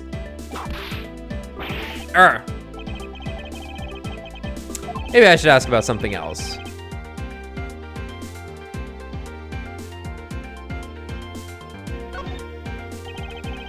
Detective Gumshoe, why were you missing from the hallway for a span of time?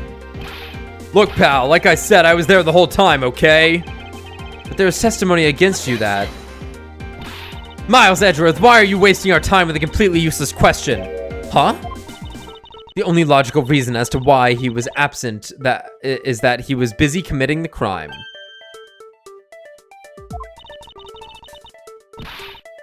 Anyone who says otherwise is a fool. Huh. Okay, why'd you kill him?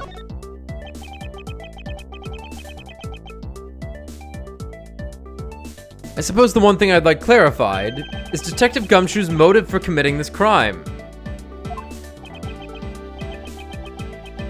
Ah, the good old suddenly the motive matters. Can't beat that, Phoenix Wright. Not sure how to write your way out of this one? Bring up the motive. Works like a charm. Motive, huh? Oh, I just noticed his eyes bulging out like that. Gumshoe, you got a grudge against Faraday or anything? No, sir, not me. Not a single bad thing against Mr. Faraday, sir. Is that a fact? You really have a problem with lying, don't you, Detective Gumshoe? I'm telling you, I am not lying! The more unnatural you act, the more suspicious you become, you know. If you want a motive, Edgeworth, I have one for you right here. Could you please share it with us? However, be forewarned that I won't hesitate to object to flights of fancy. Because all I'm interested in is the perfect explanation. You're serious, aren't you? Fine. You amuse me, so I'll humor you with a little courtroom practice.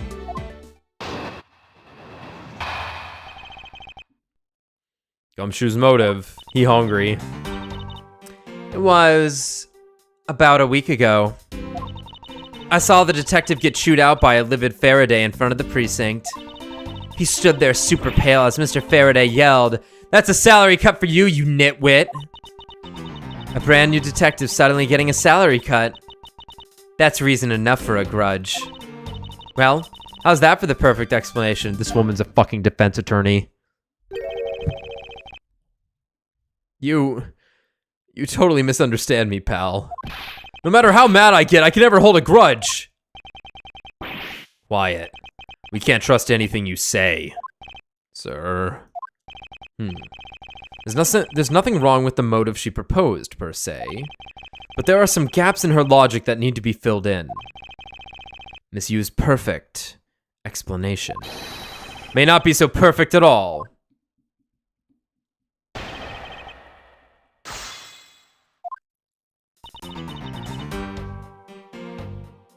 It was about a week ago. A week ago. Then you and Detective Gumshoe are acquaintances. No way. I only met him in person today. Then how did you know about Detective Gumshoe? Oh, I've seen him around before. Can't get my fucking eyes off him, he's gigantic. I saw the detective get chewed out by the livid Faraday in front of the precinct.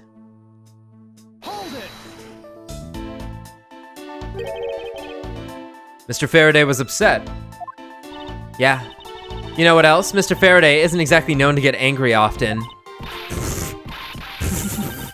But there he was. Totally beat red in the face. And the offending detective just stood there pale as a ghost like he was about to die. Just like the face he's making right now. I'm completely innocent, I tell you. The poor man.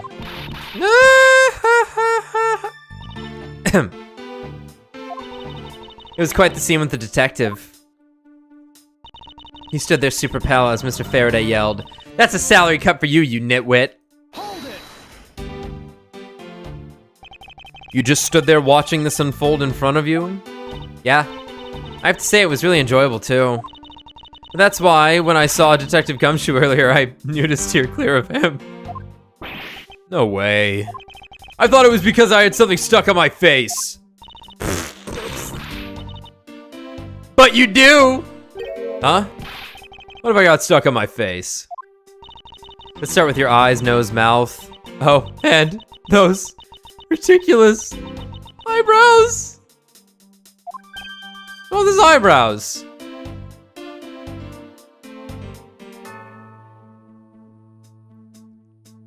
What the fuck? How's wrong with this lady? Oh man, messing with your head is just too much fun. Miss Yu, if you don't mind, I'd like to return to your testimony now. Sure, why not? A brand new detective suddenly getting a salary cut. That's reason enough for a grudge. Someone call? Why are you all so surprised I can walk around? To cut a new detective's salary right off the bat like that. I'm not really familiar with the way you guys relate, but is that a common practice?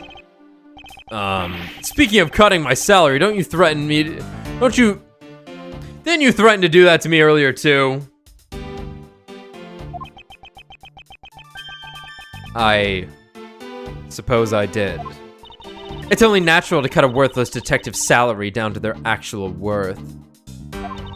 My father can even fire anyone, new or old, with a snap of his fingers. Do you think maybe that's reason enough for detectives to hate you people? Well, I guess. They really shouldn't cut people's pay. Detective Bad, don't tell me Mr. Von Karma cut your salary earlier. Well, how's that for the perfect explanation? it sucked. You call your explanation perfect? Yeah. Is it not to your liking? Unfortunately for you, it's just not up to my standards. Oh, is there something you want me to clarify in that case? Let's raise an objection. All right, if you could clear this one thing up for me.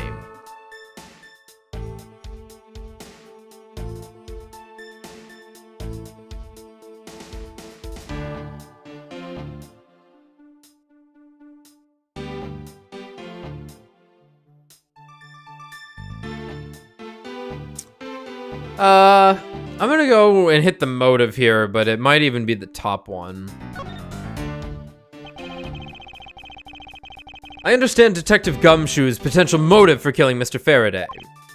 However, what about his motive for killing Mr. Rell? His motive for killing Rell? Like I would know. If there was no clear motive for both of these murders, then I doubt this incident would have occurred. Wouldn't you agree? Is there anyone else who might have had a grudge against either of the two men? Or should we look into that ourselves? Oh, in that case, I have absolutely no idea. What? But that's impossible. She must know something.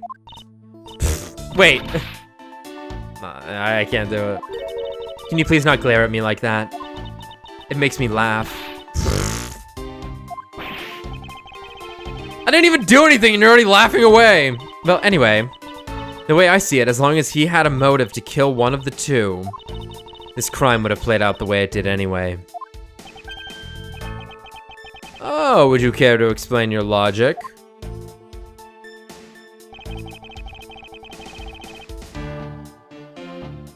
And this time, please try to provide a truly perfect explanation. Perfect this, perfect that. Stop being so uptight, or is that a requisite trait for being Von Karma? I'll kill her! I demand that you shut this rude woman up. I wish you'd both be quiet for just 1 second, god damn it! Oh well, I guess I'll just have to explain it to you kids.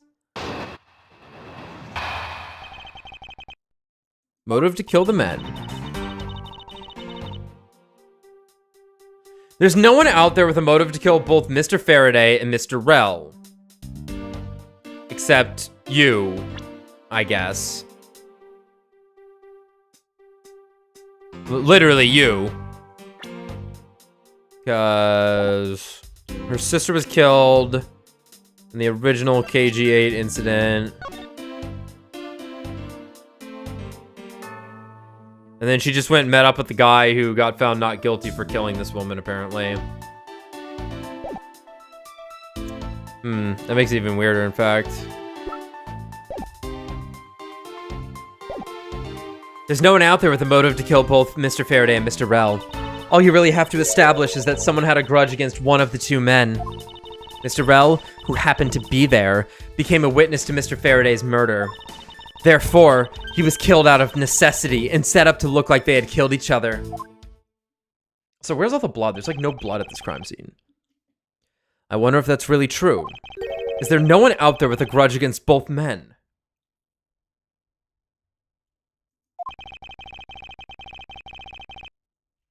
I should take another hard look at the evidence for this morning's case.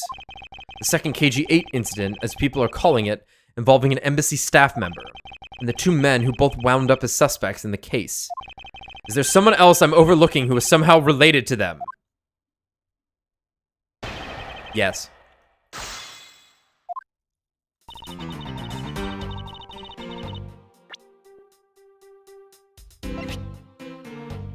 We're probably just reporting this. Because I don't think we have literally anything else. We're not fucking around. Miss Yu, I believe there is someone you overlooked in making your statement. Or rather, is it because you'd rather not bring this person up? Let me adjust something real quick. Don't mind the mic getting moved around. What do you mean? We are looking for someone with a reason to kill both Mr. Faraday and Mr. Rell. I can think of at least one person that fits the bill. And he was the suspect in the original KG-8 incident. And a member of the Codopian embassy staff, Mr. Manny Cochin.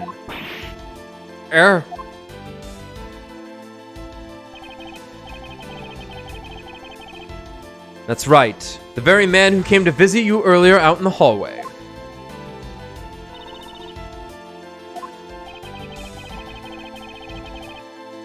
The man who killed a member of the Codopian embassy staff, Mr. Rell.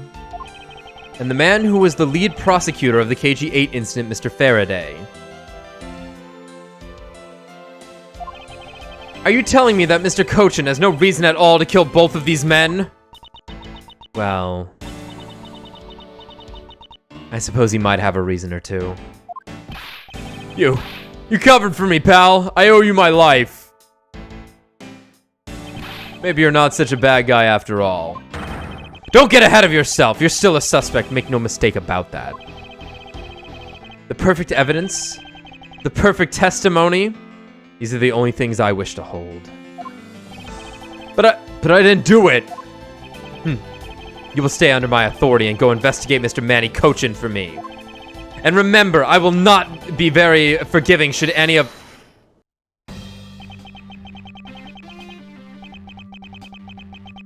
You want to investigate Cochin? You'd just be wasting your time. And why is that? Cochin was up in the viewing gallery watching the trial. Or so I was told. Every cop in this place has been keeping an eye on the guy since he arrived.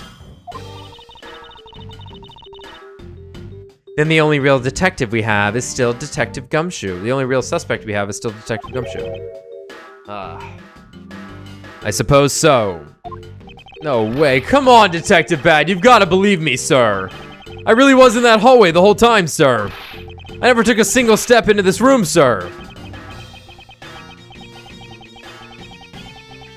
Okay. Then are you saying there was someone else who passed through the hallway? No, there was no one else, sir. Then why should I believe you didn't do it? That is one incredibly foolish detective, standing right in front of a crime scene all by himself. It's as good as a confession of guilt. I have to admit, it's a bit strange. Most criminals will fabricate some sort of lie to escape their crimes. And if that detective really wanted to prove that he is innocent, you'd think he would at least offer up, I spaced out while on duty or the like. Come on, Gumshoe. Time for your interrogation. Detective Bad.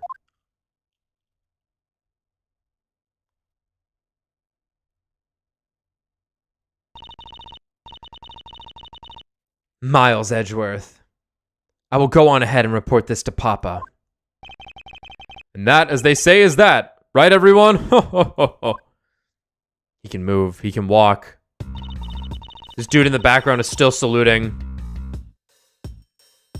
Well, I suppose we should both be getting back to our real jobs now, huh? Before we do, Miss Yu, there is something I'd like to speak with you about. What is it?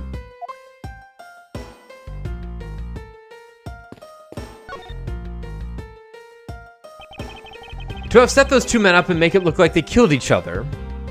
To have set these two men up and make it look like they killed each other. If there's one thing I cannot forgive, it's the desecration of the dead.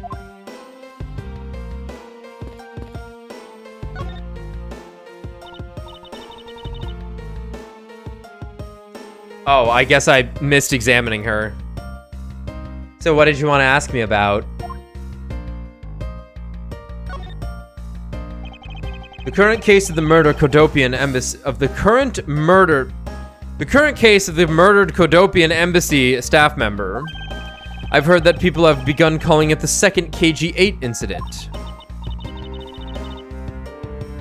Only among you law enforcement types. And what about it? I'd like for you to tell me everything you know about the original KG-8 incident. I'm afraid I can't help you. I don't know anything beyond what was reported in the papers. No, I believe you know much more, since you are directly tied to the KG-8 incident. I'd appreciate it if you'd stop with the false accusations. Baseless outbursts are useless both inside and outside the courtroom, don't you know? I do. But I also know that I do have a leg to stand on here.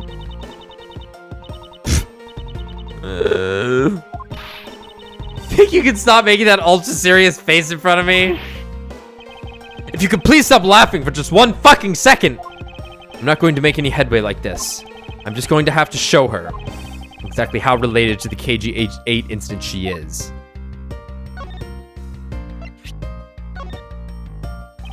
Miss Yu. I believe that I have proof of your connection to the KG-8 incident. That file is your proof? Very well, then. Why don't you tell me exactly how I'm related to the KG-8 incident? Your connection to the KG-8 incident is through the victim. The victim's name is Sessei. You will note that she has the same last name as you. Can you really still tell me with a straight face that you are not related to this case?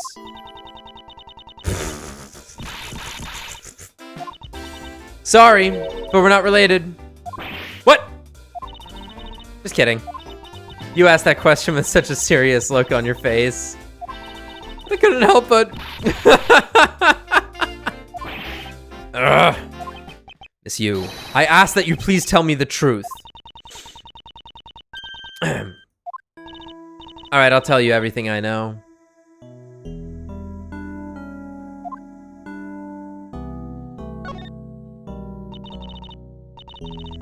As you guessed, the one who reported the smuggling activities of the Amano group was my sister, Cece. Sessei. Cece. You? As I thought. And she was killed right before she was to testify at the impending trial. By Manny Kochin. But because he was tried once and was acquitted, he gets to live out the rest of his cushy life completely carefree. All because of a lack of evidence. No. I heard that the evidence to convict him did exist. What? I heard it from Mr. Faraday himself after Mr. Kochin's trial was over.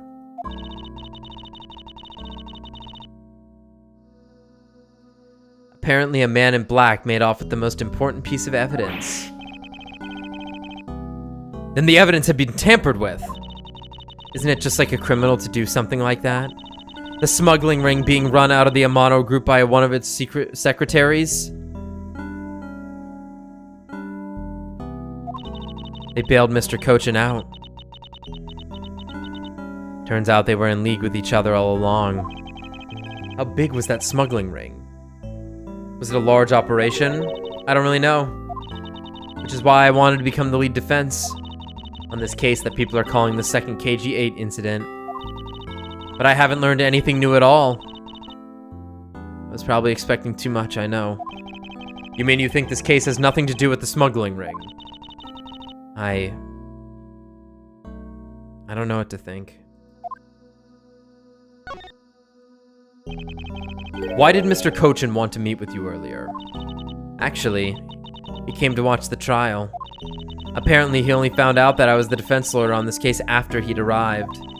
He figured he should say hi. And one other thing. Looks like you couldn't resolve anything this time either. Too bad. What's that supposed to mean?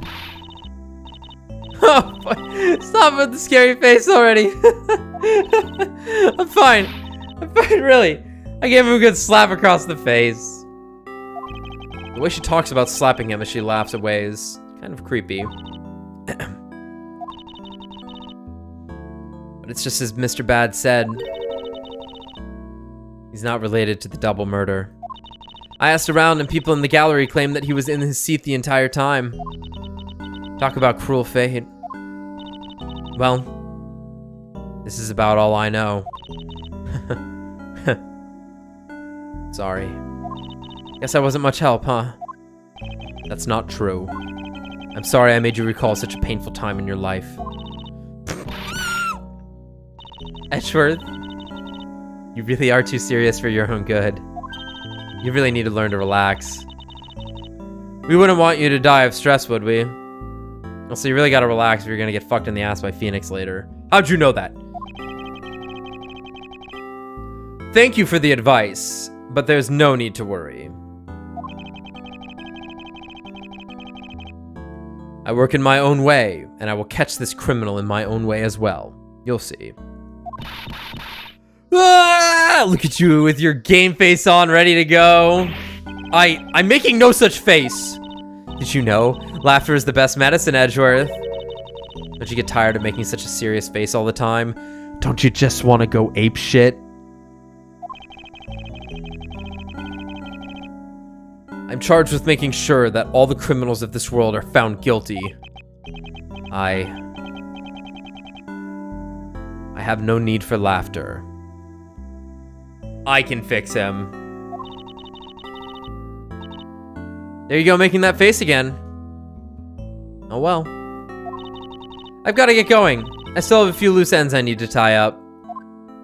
Bye-bye. You can put your hand down now, sir. I fell asleep like this. The KG-8 incident in this murder investigation. It is my belief that these two cases are related to each other somehow.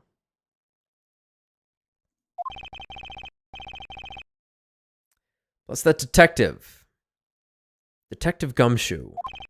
It's obvious he's lying, even though the lie is hurting his chances. Clearly, this case is far from over.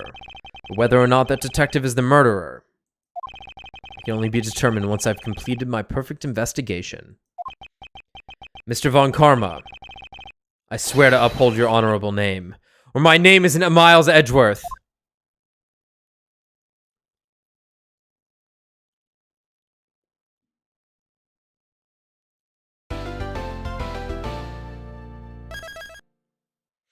I think I am going to stop there. Clearly, it is not my night to be doing this. That's okay. We got, what, 2.5 hours out of that? That's pretty good. Now we're just back here. Oh, jeez. Oh, jeez. The water fountain broke. Bro, just drink it all. Dude, just drink it all. Suck it down. Suck it down good. These are the pee-pee whackers. I would not trust them with the pee-pee whacking.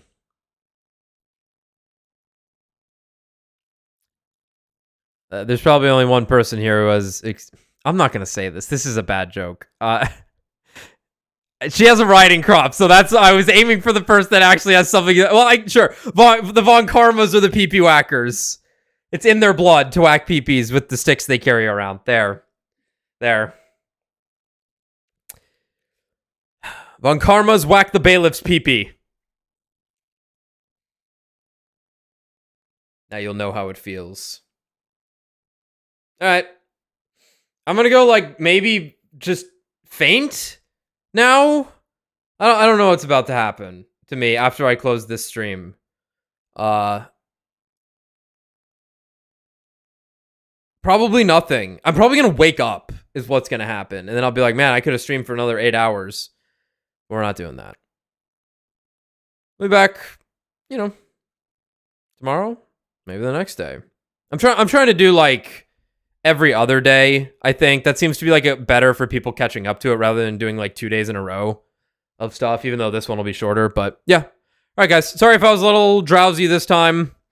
But honestly, this was definitely not the most interesting of the cases so far. So hopefully it gets a little bit better.